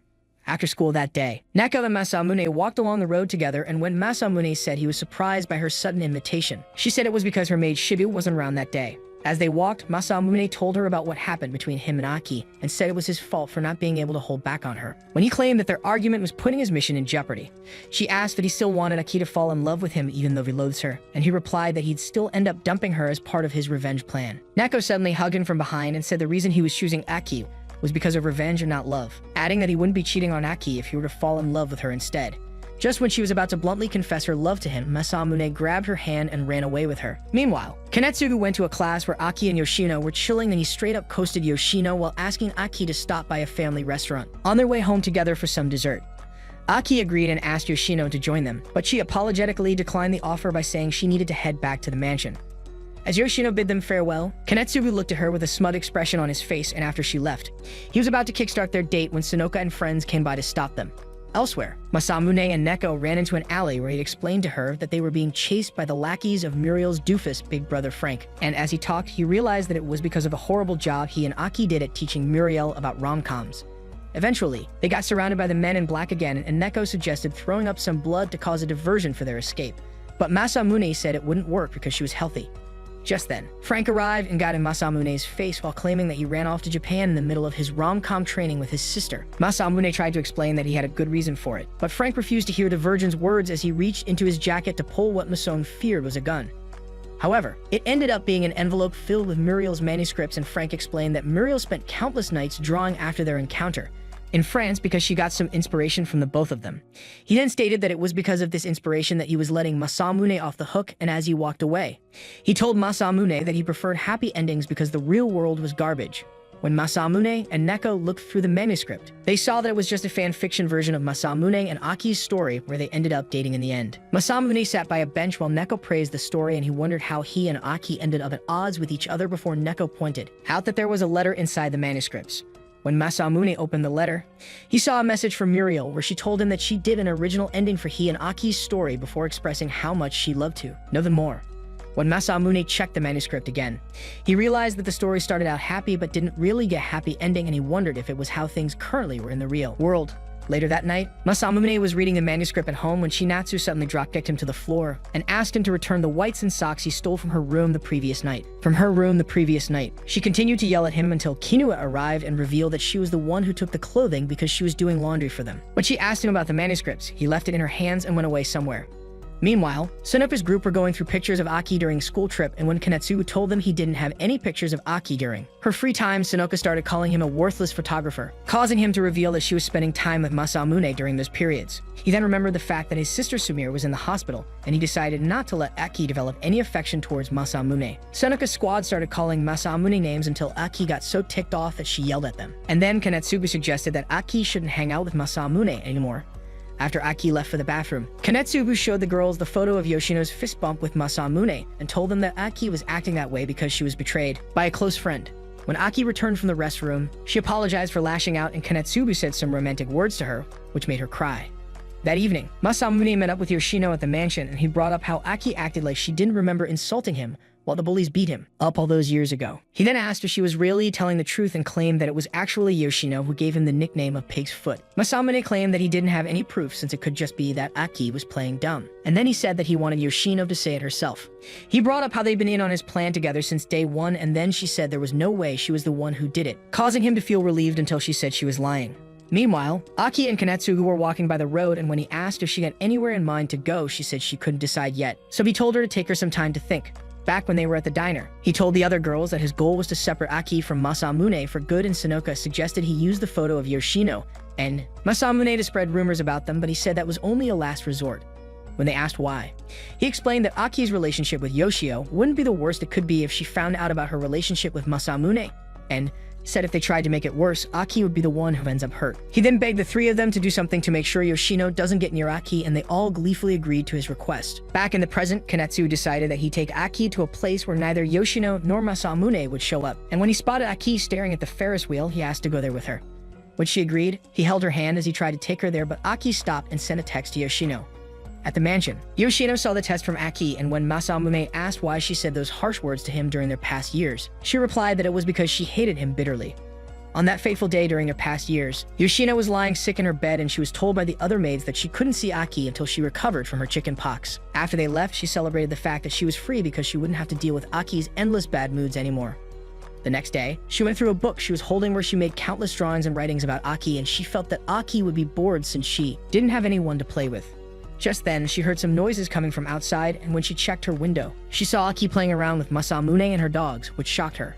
She felt that Masamune was doomed to a fate of getting yelled at and bullied by Aki, but then she saw Aki act cheerful towards him and she was shocked because she thought she was the only one who keep up with Aki. When she saw how happy he was, she realized that he really liked Aki. Several days later, Aki got sick, and the maids realized that it wasn't the chicken pox from Yoshino that caused it, but rather some unknown bug, which she caught by playing around with a fat, stinky virgin. After they left, Yoshino asked Aki how she was doing, and Aki responded that she felt awful because she hated being in that room. She said it was because too many things in that room belonged to her parents, and just then, Aki's parents started having another heated argument right outside the room. Aki started crying over the fact that they mentioned divorce during their argument, and she said she'd be okay because she had Masamune, a statement which made Yoshino feel bad. Just then, Yoshino heard the voice of Masamune crying for Aki's help, so she went by the window where she saw Masamune getting bullied by a couple of scumbags. She quickly put on a wig that resembled Aki's hair and wore Aki's clothes to complete the disguise before heading back to the window to give Masamune the roast that changed his life. Back in the present time, Yoshino said that a huge weight was lifted from her shoulders when Masamune stopped coming by after that incident, and added that it wasn't good for Aki because she ended up falling apart. She cried every day and ended up hating boys. And this made Yoshino regret her actions for the first time in her life. Afterwards, she tried looking for Masamune everywhere but couldn't find him. And just when she thought there was nothing she could do to make up for it, she saw Masamune in school getting fawned over by a couple of girls. Back in the present time, Masamune asked how she could recognize him when Aki couldn't. And Yoshino explained that the reason Aki couldn't remember was because of how powerful his old image was in her mind. She also revealed that she ended up helping him out because of the fact that he remembered Aki, because it could be a way for her to finally make it up to her. Masamune then asked how he was going to be making up to her when his plan was to shatter her heart into a million pieces by making her fall for him only to dump her, and he brought up a statement Yoshino made where she claimed that dumping Aki would benefit her by making Aki more modest. Yoshino confessed that she didn't actually want him to dump her because she knew he couldn't hate Aki when he saw her for who she truly was, and she then told him that Aki was currently on a date with Kanetsu because she still thought he was the one called Pig's Foot. She said her parents and others were looking after her and then begged him to save Aki. In response, Masamune screamed out like a Dragon Ball character as he ran to meet Aki, and as he left, Yoshino prayed for him to reach Aki successfully. Meanwhile, Aki was wondering what Yoshino was doing at the moment, and all that was on Kanetsugu's mind was how he needed her to ask her family to grant him the guaranteed funds so he could save his sister. He knew that the shadow of Masamune was still living in her heart, so he decided that he'd make that shadow disappear right there in order to protect his own happiness. At the same time, Masamune ran into Sonoka and friends, and when he asked where Kanetsu and Aki were, they brought up his little rendezvous with Yoshino on the boat before asking what he intended to tell Aki. Sonoka then told him to stay away from Aki, but he instantly told her to shut up before asking them who was going to save Aki from Kanetsugu's lies.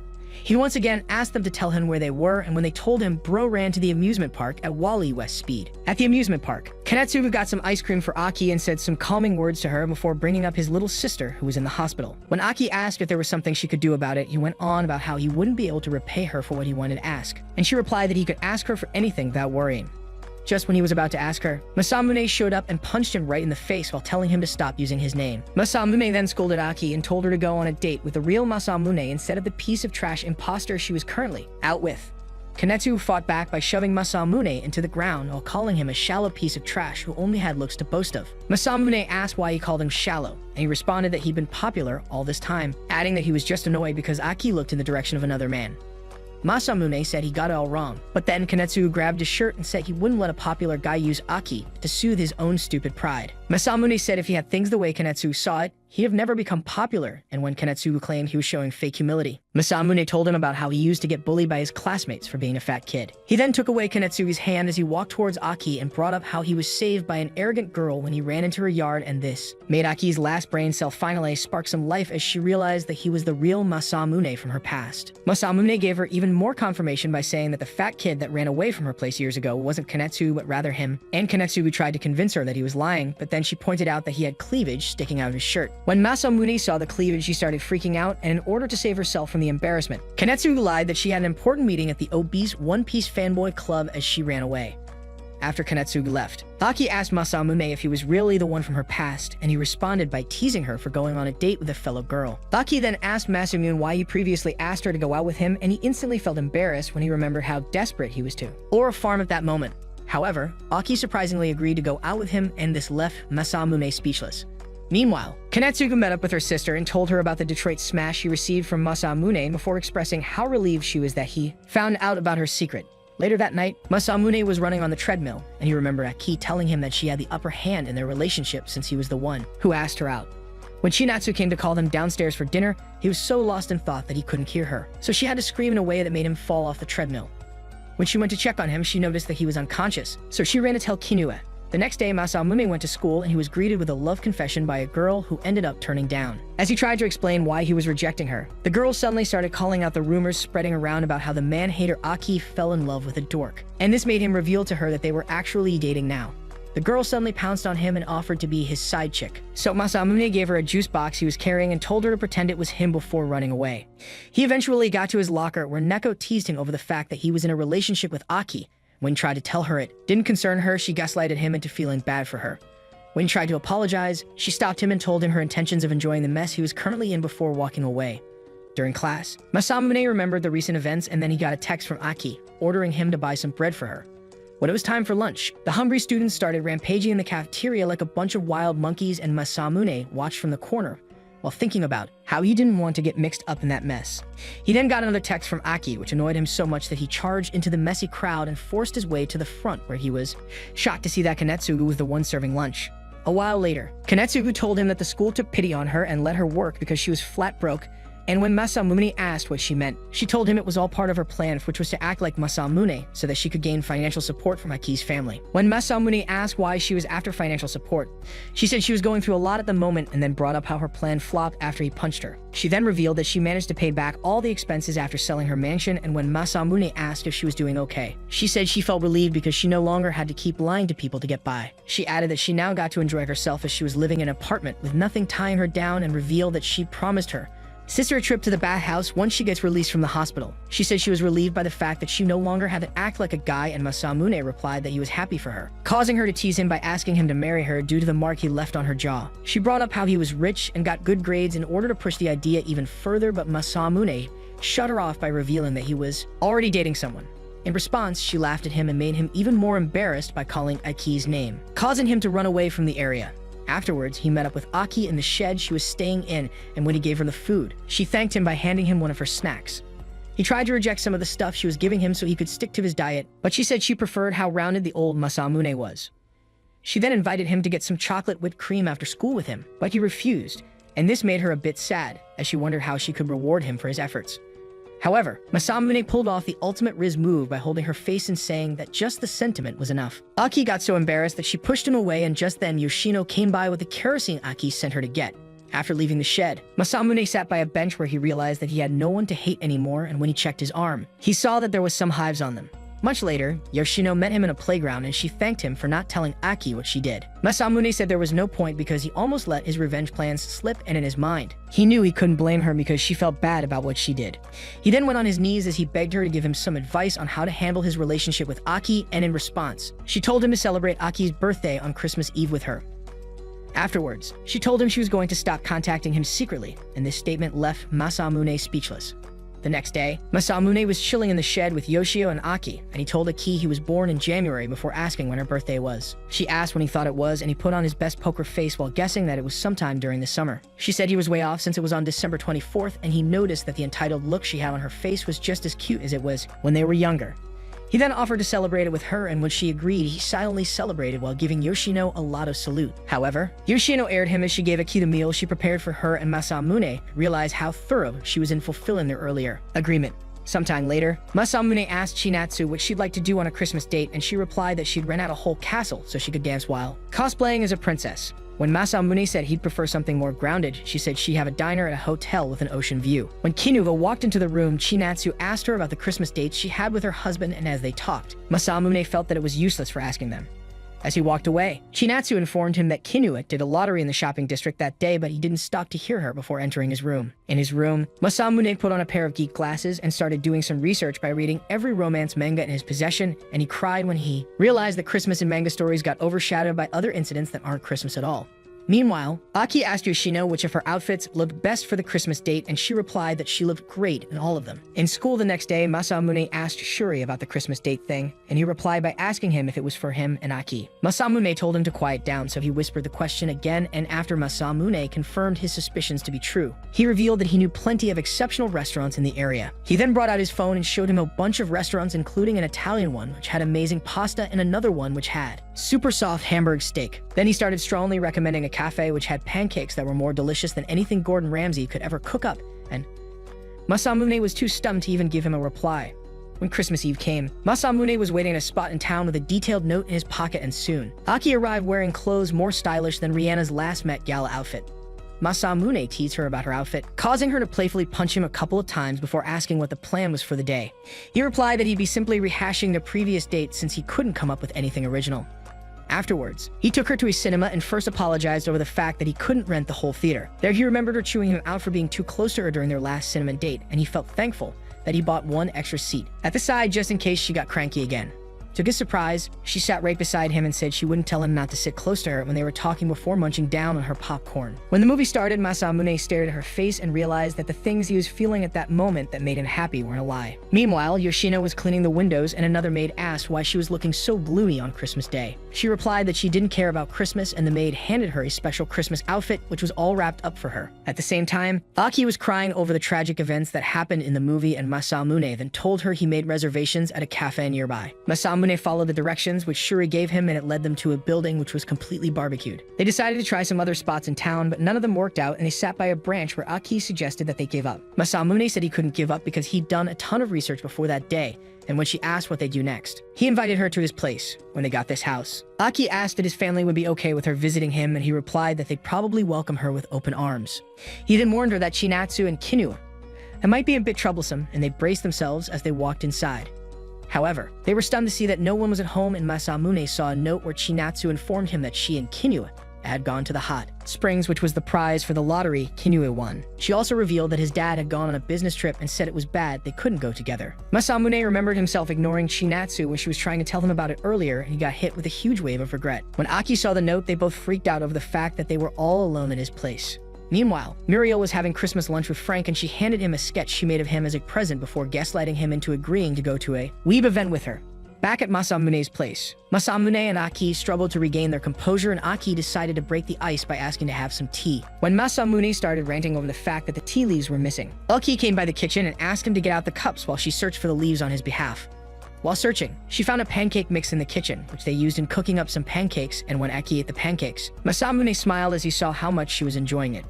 After feeding her some pancakes, he suddenly dragged her to his room where he showed her a photo they took together 8 years ago, and he explained that he didn't want to become his old chubby self again before asking her if he was worthless to her the way he was now. Before she could reply, Aki slipped on one of his dumbbells, making him fall on top of her in a romantic position. He suddenly got a tummy ache and ran to the bathroom, where he told her via text that there was a present for her in his jacket pocket. He said she should leave for the day after taking it and apologized before wishing her happy birthday. After she left, Masamune realized that his body reacted in a bad way every time he touched Aki. When Aki arrived home, she asked Yoshino if she didn't have womanly appeal, and Yoshino replied that she did.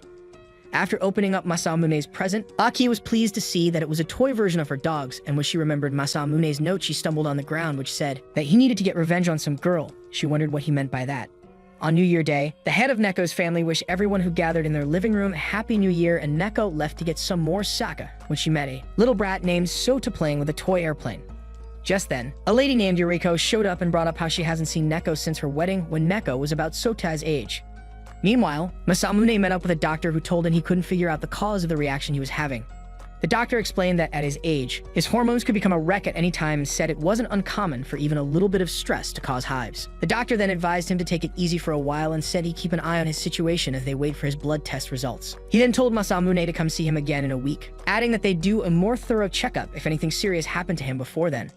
As Masamune walked out of the hospital, he stared at the hives on his hand while thinking about all the times he made physical contact with Aki. He then stopped when he heard some people in the area making plans for their first shrine visit of the year.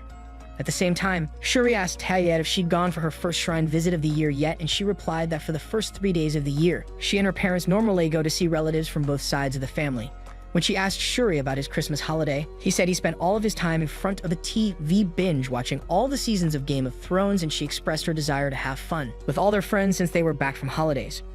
Shuri then suggested they visit the shrine together, and she instantly agreed. They spotted Masamune walking by the street through the window and texted him to meet up with them. Meanwhile, Aki was at home having some snacks while thinking about what happened on Christmas Day between her and Masamune, and Yoshino interrupted her flashback to tell her that her TV show had ended. After shutting down the TV, Yoshino asked her if she was going anywhere, but she replied that she had no plans of going out in the cold weather. At the same time, Talia told Masamune about her plan to have everyone attend the shrine together, and when Shuri asked Masamune if he'd visited the shrine, yet he said he just stayed home for the first 3 days of the year.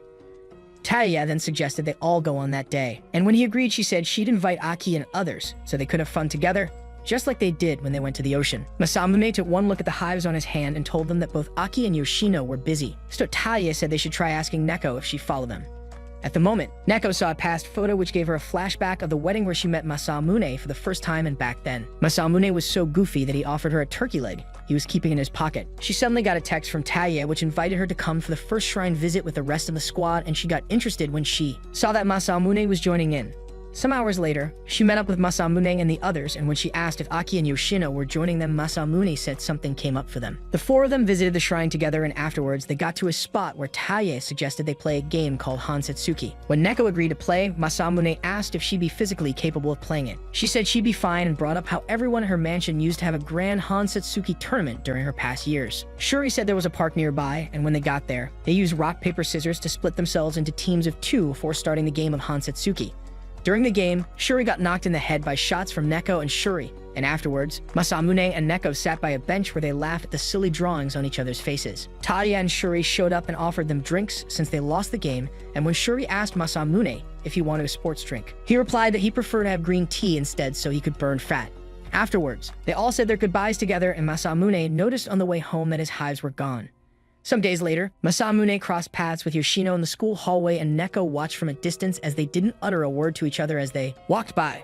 A while later, Neko visited the doctor, who told her to come see him again in 2 weeks, and afterwards she met up with her assistant named Shido. When she was about to enter her car, Masamune dropped by and told her he came to that hospital as well to get some test results. Neko asked if they could give him a ride, adding that they could discuss his situation when they got to her place. When they arrived at Neko's mansion, Masamune was drinking some coffee with Shido and threatened to skin him alive if he did anything weird to Neko. Neko arrived with some special Japanese treats and asked Masamune if there was something troubling him. In response, he asked her if it was possible for stress to affect someone's body when there was nothing wrong with them. He then said it was weird that the stress wasn't worse when he was hiding his origins and plotting his revenge, and he wondered if the problem was that there was something he hadn't said yet. However, he said that saying it would affect Yoshino as well, and Neko guessed that he was experiencing the stress because he didn't have a lie to tell anymore. She said he had something called burnout syndrome and explained that losing his revenge plot, which was his lifelong wish, made him experience shock, despite the fact that he's dating Aki. She then said that he didn't love Aki and brought up the fact that she once met Masamune at Yuriko's wedding long before he met Aki. Masamune tried to remember, but his brain was just too defective, so he apologized instead. She brought up the time when he told her she wasn't actually him and said she couldn't argue despite the fact that it frustrated her because she was starting her game of love based on meager memories. She then held his hand and told him that the past didn't matter because she'd fallen in love with him in the present. She asked him to stop blaming himself and drew her face closer to his as she offered to help him get over it. However, her kissing attempt was foiled by Shido, who threatened to off Masamune with a fire extinguisher, and as he begged for his life, Masamune noticed that the hives had reappeared on his hand. After that incident, he was standing by a bridge, and when he suddenly yelled out his feelings, a girl stumbled on the floor. When he rushed to check on her, he saw that it was Yoshino. At the same time, Aki waited in her room for Yoshino, and it eventually got to a point where her stomach started growling, so she went downstairs to look for Yoshino. She searched the house for Yoshino but couldn't find her, and then went to the balcony, where she asked Yoshino's sister Narino where Yoshino was. When Narino asked what was wrong, Aki explained that she wanted Yoshino to make her something since she got hungry before it was time to leave. Narino revealed that Yoshino went out shopping, and when Aki tried to remember if she sent Yoshino out to get something for her, Narino revealed that she was the one who sent her out to get something, adding that she told her to get something for herself as well. Meanwhile, Yoshino immediately tried to run away from Masamune, but her ankle gave up, causing her to fall to the ground again. Seeing this, Masamune tried to do his best Superman impression by offering to carry her home, but she sent him flying with a punch and Masamune freaked out when he realized she used brass knuckles. When she tried to walk again, her ankle gave up again, so she begged Masamune to give her a piggyback ride back home. Elsewhere, Sonoka and the girls were worried about how late Aki was, and Sonoka suddenly started ranting about the rumors she heard that Aki was dating Masamune. However, one of them said it wasn't a rumor but a fact that Aki and Masamune were dating, and Sonoka kept arguing until Kikuna calmed her down and decided that they would ask Aki directly that day. When they realized that asking Aki about it could annoy her, they wondered what to do about the situation, and eventually Aki arrived at the diner they were in. Aki apologized for her lateness, and the girls awkwardly started complimenting her looks in response to that. Meanwhile, the people in town watched in shock as Masamune piggybacked Yoshino, and when Yoshino noticed that Masamune was struggling, she asked if she was heavy. He replied that she wasn't heavy, but he knew that she'd pluck his family jewels if he told her reason he was struggling to keep his composure was because of her massive melons that were bouncing and pressing against his back. He started thinking of all the different ways she could unalive him, and he got his nerves under control until she whispered his nickname as she asked him to put her down. She said she'd be fine if she rested in the park that was just ahead, and when Masamune tried to refuse, she expressed her concern that the people around could see her white night since she was wearing a short skirt. Hearing this, Masamune immediately ran towards the park. Back at the diner, Aki smacked on some sweets while apologizing to the girls over the fact that her schedule hadn't been aligning with theirs. The girls argue for a bit over who would pop the question to Aki, and eventually Kikuna decided to make the move herself by asking Aki if she was living a sweet life. However, Aki was an airhead who translated it as a question about sweets, so she said she was eating them quite often before stuffing some cake in her mouth. Mizuno then tried to ask her but ended up asking if the moon was lovely, which made Aki point out that it was still daytime. Aki asked why they were all acting strange that day, and Sonoka suddenly screamed like she was transforming into Super Saiyan 2 for bluntly, asking Aki if she was really hoping out with Masamune. Aki said yes, and all three girls were stunned by the fact that she had the red face of a girl who was truly in love, but they ended up agreeing on the fact that they loved that side of her. At the same time, Masamune dropped Yoshino on a bench in the park and sat by the bench where he started wondering why Yoshino was treating him like garbage. Yoshino suddenly asked if he chased Aki away during the birthday date, and he tried to make up some goofy lies to cover up his actions, but she cut him off by bringing up the fact that Aki was super depressed at the moment. Masamune was bothered by the fact that his body wasn't cooperating, and Yoshino interrupted his brainstorming by grabbing his cheeks and asking him to promise her that he'd throw Aki to a bed next time he saw her. He said he absolutely couldn't, but she pulled on his cheeks until a light bulb came on in his head. He suddenly started touching her in cozy ways, and he realized that his body didn't react negatively to it. He then said that he should have never gone out with Aki because he was having the most fun when he was devising his plan with Yoshino, and Yoshino responded by headbutting him away. On her way home, Aki remembered when Sonoka asked her how she really felt, and she ran into Kanetsugu, who asked to talk with her. Meanwhile, Masamune regained consciousness at the park, and he started to search for Yoshino before he found a writing on his face which said that he shouldn't have said what he said. He laid on the bench and felt regret because he knew it was too late for him to take it back. At the same time, Kanetsugu apologized to Aki for what she did to her, and Aki immediately asked her to raise her head back up before revealing that she'd heard the details. Aki brought up the fact that Kanetsugu needed money for her sister in the hospital and said she wasn't mad about what she did because she knew she regretted it. When Aki said it was all in the past, Kanetsugu said she was strong, and Aki responded that Kanetsugu was stronger because she had the resolve to make sacrifices for the one she loved. She said she was different because he'd been hurting someone without even knowing, and went into tears as she confessed that she wasn't brave enough to accept that fact. Kanetsugu pointed out that she was talking about Masamune, and then she advised her not to lie to her own heart. Kanetsugu brought up how she once thought that she had to do whatever it took to protect her family name, but when she got exposed by them, she ended up realizing that what really mattered was her sister's smile. She then said she felt really refreshed and told Aki to accept her feelings. When Aki got home, she saw Yoshino in her room, and she asked her about what she got while she was shopping. Yoshino said she didn't get anything for herself and then told her about the ankle she sprained during her trip. Aki helped patch her up using a first aid kit and promised to take her to a hospital the next day, so she thanked her. Aki said there was no need to thank her, and Yoshino suddenly went into tears as she remembered the words of Masamune at the park. The next day, Masamune met Yoshino in school, and he was surprised by the fact that she was acting very friendly with him. He felt that it wasn't right, and when he woke up from the dream, he realized that there were some feelings he shouldn't accept. A few days later, Talia was discussing with her friends about the kind of cake to make in class, and when she asked Shuri for his opinion, he said that cakes with whipped cream would be hard to take to class because they didn't last long.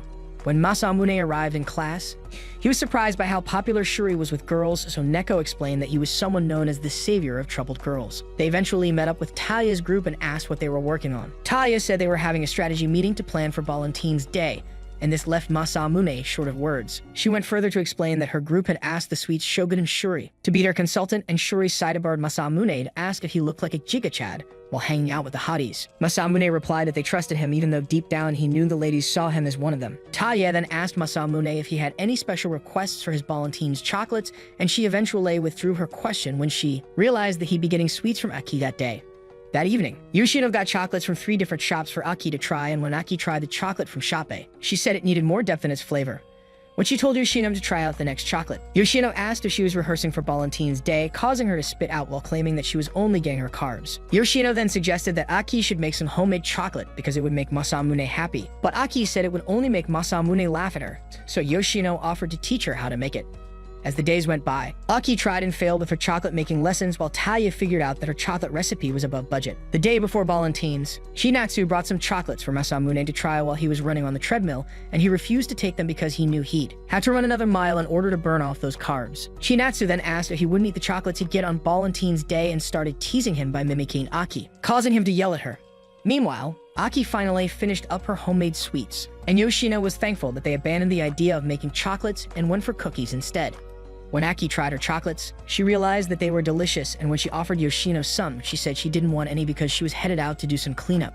Aki then asked if Yoshino intended to give someone chocolates, and when she said she didn't, she told her she could always hand out obligatory gifts to people she was friends with. Yoshino said there was no point because some people didn't like chocolates, and Aki agreed with that statement.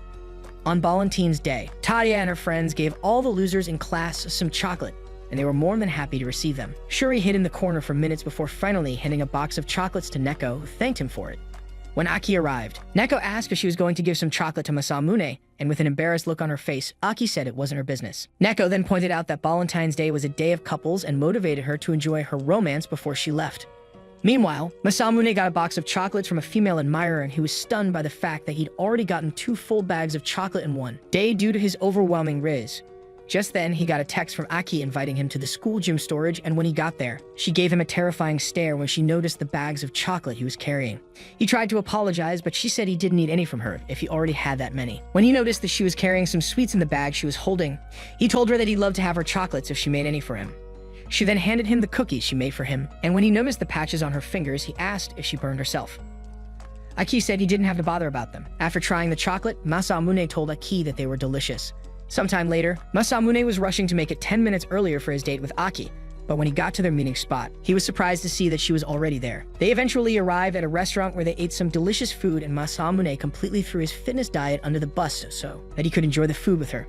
Meanwhile, Shinatsu and Kinue were discussing how Masamune's feeding habits had changed recently, and they realized that it was because of his girlfriend. After eating at several more restaurants, Aki and Masamune were seated by a bench in the park, and Masamune realized that he'd reached his limit for the day, but he tried to open up some space in his stomach by doing some exercises, but that only made him want to throw up. After their date, Aki said she had fun, and Masamune offered to take her on another food date sometime. The next day, Yoshino was eating lunch outside school when Neko came by and asked if she was feeling lonely now that her bestie was spending all her time with Masamune. Yoshino said she just wanted Aki to be happy, and Neko replied that she wanted both Aki and Masamune to be happy. After snacking in the gym storage room with Aki, Masamune tripped on his way to class and she tried to help him up, but he was so scared of touching her that he pulled off a Spider-Man move to get back on his feet. A while later, Masamune met up with Neko, who told him that he'd gotten a bit fatter, causing him to explain that he'd been snacking all around town with his foodie girlfriend. When she asked how things were with his hives, he said he was okay, and then she asked about Aki, causing him to reveal that she had something to do that day. Sometime later, Aki met up with Neko in an empty classroom, and Neko asked her to break up with Masamune. Aki said there was no way she'd agree to that. But then Neko explained that Masamune didn't love Aki because he was tied down by his past feelings, which put him in so much pain. Aki then yelled that she already knew and revealed that she saw his revenge planner where he wrote down various methods to get her to fall for him because he hated her so much. Neko asked why she agreed to date him if she knew, and with tears in her eyes, Aki replied that it was because she loves him. She confessed that she was super happy when she found out that he was the Masamune from the past, and said it made sense if he didn't like her. Neko then asked how she could say she loved him, and Aki held her face while telling her that she would never let go of him despite how he feels because that was just how she was. To end their talk, she said her feelings were more deeply rooted, and after she left, Neko went outside where she saw that Shuri had been eavesdropping on their conversation. Aki met up with Yoshino at the school gate, and as she walked away, Yoshino noticed that something was bothering her. When she asked about it, Aki told her that she just finished having a conversation with Neko where she was told that Masamune didn't have feelings for her and that she should break up with him. Yoshino wanted to go give her a piece of her mind, but Aki stopped her. When Yoshino looked at Aki's face, she noticed that she looked dejected. Aki said that what Neko said was true because the reason Masamune was getting close to her was not because he loved her, but rather because he hated her. Yoshino said she completely got the wrong idea and she started spilling tears as she told Aki that it was all her fault. She apologized and said that neither of them were at fault before confessing that she was the one who chased Masamune off by calling him pig's foot all those years ago. She brought up how Masamune transferred to their school to get revenge on Aki and said she pretended to help him in his mission while trying to help both of them make up. Aki complimented her by saying she worked hard, and Yoshino tearfully told her not to say that Masamune didn't love her because the feelings between them had been mutual all this time. Aki got teary-eyed again and covered her up in the umbrella before telling her that there was something she wanted her to look into for her. Meanwhile, Masamune noticed how snowy the city was as he stared outside the window, and when Shinatsu asked him to make snowmen with her, he immediately declined her offer. However, she gaslighted him into changing his mind by calling him Grandpa Party Pooper, and it didn't take long before Masamune and Shinatsu created a snowman that looked like a special grade curse from Hyuhatsu Kaizen. When Masamune took a picture of it, Shinatsu asked him if he was sending it to his girlfriend, and he replied that it wasn't important. Shinatsu then expressed her desire to meet his girlfriend and said Kinyu wanted to meet her as well before suggesting they invite her over for the weekend. She continued pestering him until he agreed to eventually introduce her to his girlfriend. In school that next day, Talia and her friends were talking about how they couldn't wait to get gifts from all the guys during White Day the following week, and all the guys in the class started freaking out when they realized they were about to spend their last dimes in gifting them. At that moment, Shuri remembered when he asked Neko why she told Aki those things, and she replied that it fit Masamune's happiness before asking if he thought she was overstepping her bounds. She then asked if pushing yourself too hard and lying to yourself is really wanting love before saying that no one could obtain happiness from that, including Aki. She ended her speech by saying she was fine with being a villain, and back in the present, Shuri noticed that Neko wasn't in class. When Neko approached Yoshino by the hallway, Yoshino straight up coasted her and walked away. Meanwhile, Aki and Masamune were having lunch in the gym storage room, and when he brought up the picture of the snowman he sent her, she said he was really close to his sister and thanked him for sending it. He then tried to ask her to visit his home soon, but he chickened out halfway and promised to ask her later when he was ready. After school, Shuri met up with Neko and asked to walk home with her. As they walked, Neko said he could be much harsher to her if he wanted because she did something that was worth being despised for. However, Shuri said he could never feel that way about her, and then he went on to say that he was worried about her. Neko said she didn't regret what she said to Aki, but also admitted that she was feeling guilty about it, and then she claimed that she was relieved by the fact that Aki and Masamune didn't break up. When she asked what kind of person she was, Shuri went into full simp mode as he said she was a straightforward and kind person. That evening, Yoshino met up with Aki in her room, and Aki thanked her for telling her the truth because it now allowed her to face Masamune with her true feelings. Meanwhile, Masamune got a call from Aki, who asked him out on a date that weekend before reminding him that White Day was coming up, and he started freaking out when he realized that he had nothing planned. Aki said she was going to handle the planning for their date because she had somewhere she wanted to take him, and Masamune agreed. Afterwards, he met up with Kinue and Shinatsu in the living room, and Kinue suggested he give his girl some homemade chocolates for White Day, so he got some ingredients with the intention of making macarons. However, his efforts to make them failed spectacularly, and he eventually decided to buy them, so he met Shuri in school the next day to ask for the best spot. Shuri took him to a fancy sweet shop where Shuri recommended he get a special set of sweets, and on their way back, Shuri told Masamune that he'd be gifting Neko the chocolates he bought for White Day. The next day, Masamune met up with Aki at the convenience store she chose for the date, and there they met one of the guys that used to bully Masamune, named Suzuki. Suzuki was surprised by how much Masamune had changed since then, and when Masamune wanted to leave, he apologized for everything he did to him. On their way back, Aki asked if he was scared when he met Suzuki, and Masamune replied that he felt that it didn't matter. When she asked if he wanted to see the other bullies, he said he didn't, causing her to point out that he'd gotten stronger now. Aki then asked him to have more confidence in himself, and they somehow made Masamune get teary-eyed as he thanked her before handing her the chocolate he got her for White Day. When he tried to touch her shoulder, she returned the gift and said she couldn't accept it before saying goodbye to him. A few days later, the teacher was calling attendance, and when he noticed that Masamune wasn't around, he said it had been a couple of days since Masamune last came to school. Some hours later, Neko, Talia, and Shuri were playing cards together, and Shuri brought up the fact that it was the 4th day of Masamune's absence before asking Neko if she knew anything about his situation. When Neko said she didn't, Shuri said Masamune also didn't respond to any of his texts or calls, and Talia guessed that he was too sick to get to the phone. However, Neko said if he reported sick, the teacher wouldn't have been calling his name every morning, and Shuri worried that his 4 days of absence without permission could damage his record. When they spotted Aki walking by with Yoshino, Tai approached them and informed them about the fact that Masamune had been absent for 4 days without contacting any of them. When Aki said she was just hearing of this, Tai was shocked and she asked if they were still dating. Aki said they'd broken up, and this stunned everyone around, especially Yoshino, who dropped the stack of papers she was holding. Yoshino then asked what she meant. Aki said it even more plainly that she'd broken up with Masamune, causing Yoshino to beg on his behalf. However, Aki said it wasn't up to Yoshino to decide anything for her, and she said she wouldn't discuss it any further before walking away. After she left, Talia asked Yoshino if she didn't know about the breakup, and she replied that not only didn't she know about it, but she also considered it to be a huge mistake. She decided to visit Masamune after school, and Talia and the others agreed to join her. When they arrived at Masamune's house, Talia was surprised by how nice it looked, and Neko told her that she and Yoshino had visited it before. They rang the bell but didn't get any response, and they noticed that the lights in the house weren't turned on as well. When Shuri brought up the puddings which they brought for Masamune, Chinatsu rushed out and begged for some pudding.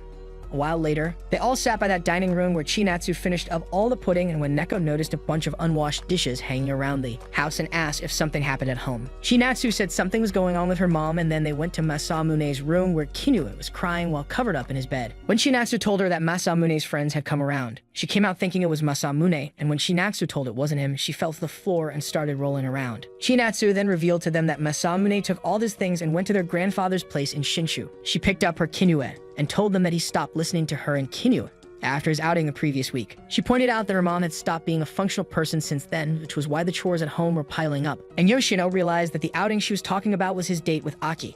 Afterwards, Chinatsu escorted Yoshino and the others to the gate, where she thanked them for helping her mom regain some of her sanity before promising to tell them if she found anything. As they walked away, Shuri said they had no choice but to wait for him to get back, and after he left, Yoshino confronted Neko, accusing her of being the reason Aki broke up with Masamune. Yoshino then said some harsh words to Neko that made her cry and smack her in the face before telling her that what she'd been doing has been also deceitful, since she'd known where Masamune's feelings lay for a long time, but chose to ignore them and sent Aki after him instead. She then said Yoshino lied about her own feelings to protect herself, and Yoshino replied that her feelings didn't matter, causing Neko to call her a coward. With tears streaming down her eyes, Neko told her to forget about her and Aki's past and claimed that she had absolutely nothing before completely breaking down. Just then, Aki showed up and told Talia to walk Neko home. After they left, she held Yoshino's hand and asked to have a personal chat with her. Meanwhile, Masamune was thinking about how miserable he was while staring at a bonfire he created, and when his grandfather came by to give him the chocolates he bought for Aki, he threw the box in the fire. At the same time, Aki and Yoshino went to a bridge where they reminisced about all the fun they'd had together before Aki correctly pointed out that Yoshino had been burying off her own feelings despite the fact that she liked Masamune. Yoshino tried to deny it, but Aki held her by the face and asked if she liked Masamune. With tears in her eyes, Yoshino said she just wanted Aki to be happy, and Aki replied that it was something for her to decide for herself. Yoshino apologized after telling her about the time she'd been spending with Masamune, and Aki officially asked her to face her own feelings by going to tell him herself.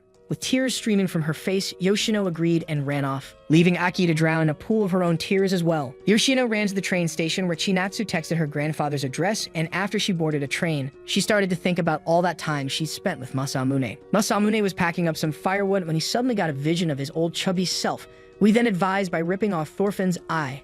Have no enemies line before telling him that things would work out in the future. When the vision ended, he decided to go for his morning run. But before he could begin, he saw Yoshino, who immediately rushed to hug him. Before he could say a word, she immediately kissed him. Some days later, Chinatsu and Kinue searched through the house for Masamune, but at the moment, he was outside completing his morning run as he realized that spring had already come. Some hours later, Aki saw Yoshino all dressed up in city girl clothes, and when she asked if she was going on a date, Yoshino said she'd be back soon before leaving the house. After she left, Aki's stomach started growling, and she initially regretted not getting Yoshino to make her something before leaving, but she eventually decided to take matters into her own hands. However, she spotted a bag on the table and remembered Yoshino giving her the bag of noodles sometime earlier. She cooked up the food in the bag by herself, and as she ate it, she decided to let go of her unresolved feelings because Masamune and Yoshino were now a couple. In school the next day, the students gathered to look at the classes they'd been assigned to, and when Neko told Talia that they were in the same class, she felt thankful about the fact that she wouldn't have to study for the entrance exams alone. Just then, Kanetsugu showed up and informed them that she'd also be in their class, and Shuri lost his cool when he saw her in a female uniform for the first time. When they noticed Yoshino struggling to jump over the giraffes in front of her to see her class, they informed her that she was also in Class E, and when Neko said she didn't want to carry their beef into the new year, Yoshino apologized for everything that happened between them. Meanwhile, Aki noticed that she was in the same class with Masamune, causing her to freak out, and Masamune made things worse by teasing her about it. During math class, Masamune asked if she knew the answer to a particular problem, and when she said that she did, he looked into her notebook to get the workings from her. Aki then started to feel miserable because the way he was talking to her made it seem like they were dating. She decided to keep her distance from him by heading to the gym storage room to snack, but it didn't take long before Masamune showed up there, with some food along with Yoshino, who pulled him away. He and Yoshino moved to a spot where she told him to wait a little longer before he starts getting close to Aki again. When Yoshino got home, she was surprised to see that Aki now had shorter hair, and when she asked why she made her hair that way, Aki said she changed things up so that she could get over Masamune faster. Yoshino told her to go to their class before playfully throwing her out of the house, and then remembered Aki telling her to go tell her feelings to Masamune, which was what she was trying to do for Aki. When Aki arrived at their class, she searched for Masamune but saw a letter addressed to her, which made her worry that he was trying to get back at her. As she ran through the halls, she remembered the time she spent with Masamune, and she eventually arrived at a window where she saw him outside. They rushed to meet each other but ended up switching spots, and when Masamune asked what Aki was doing there, she said it was her line. He chased her down to the hallway where he accidentally fell on top of her while trying to grab her, and when he got back up, she told him to go continue his happy life with Yoshino. Masamune then said he wanted to apologize, and she replied that he didn't need to apologize for dating Yoshino, causing him to reveal that he wasn't actually dating her. He told her about how he turned Yoshino down when she asked to date him, and back then he told Yoshino that there was something he needed to tell Aki with all his heart. Back in the present, he told Aki about how he started his revenge journey after moving into the school, and then asked her to read through the letter he left her. When she opened the letter, she saw that he asked her to be his girlfriend, and then he expressed that same desire using words. She called him an idiot for rejecting Yoshino before asking if he was serious about dating her. He told her about how he had a crush on her ever since the days he was fat, and then she finally agreed to be his girlfriend before asking if he could kiss her. After some minutes of panicking, Bro managed to grow some marbles, and he kissed her in a manner that was so intense that she slapped him. That evening, the school celebrated their post-festival party, and during the event, Taye watched along with Shuri and Kanetsugu as the students danced around a campfire, and they discussed all the different events that were still to come in the school year. Meanwhile, Neko and Yoshino were watching from a balcony, and they talked about how Masamune rejected both of them because he didn't truly love them. At the same time, Masamune walked towards the campfire with Aki and asked Aki in a cartoonish manner if she would dance with him. She took his hand, and they moved along to have a romantic dance with each other. If you were Masamune, who would you have flexed your muscles in bed with? Yoshino, Aki, or maybe Neko? Let us know in the comments. That's all for today's video. If you like anime recaps like this, check out this video here.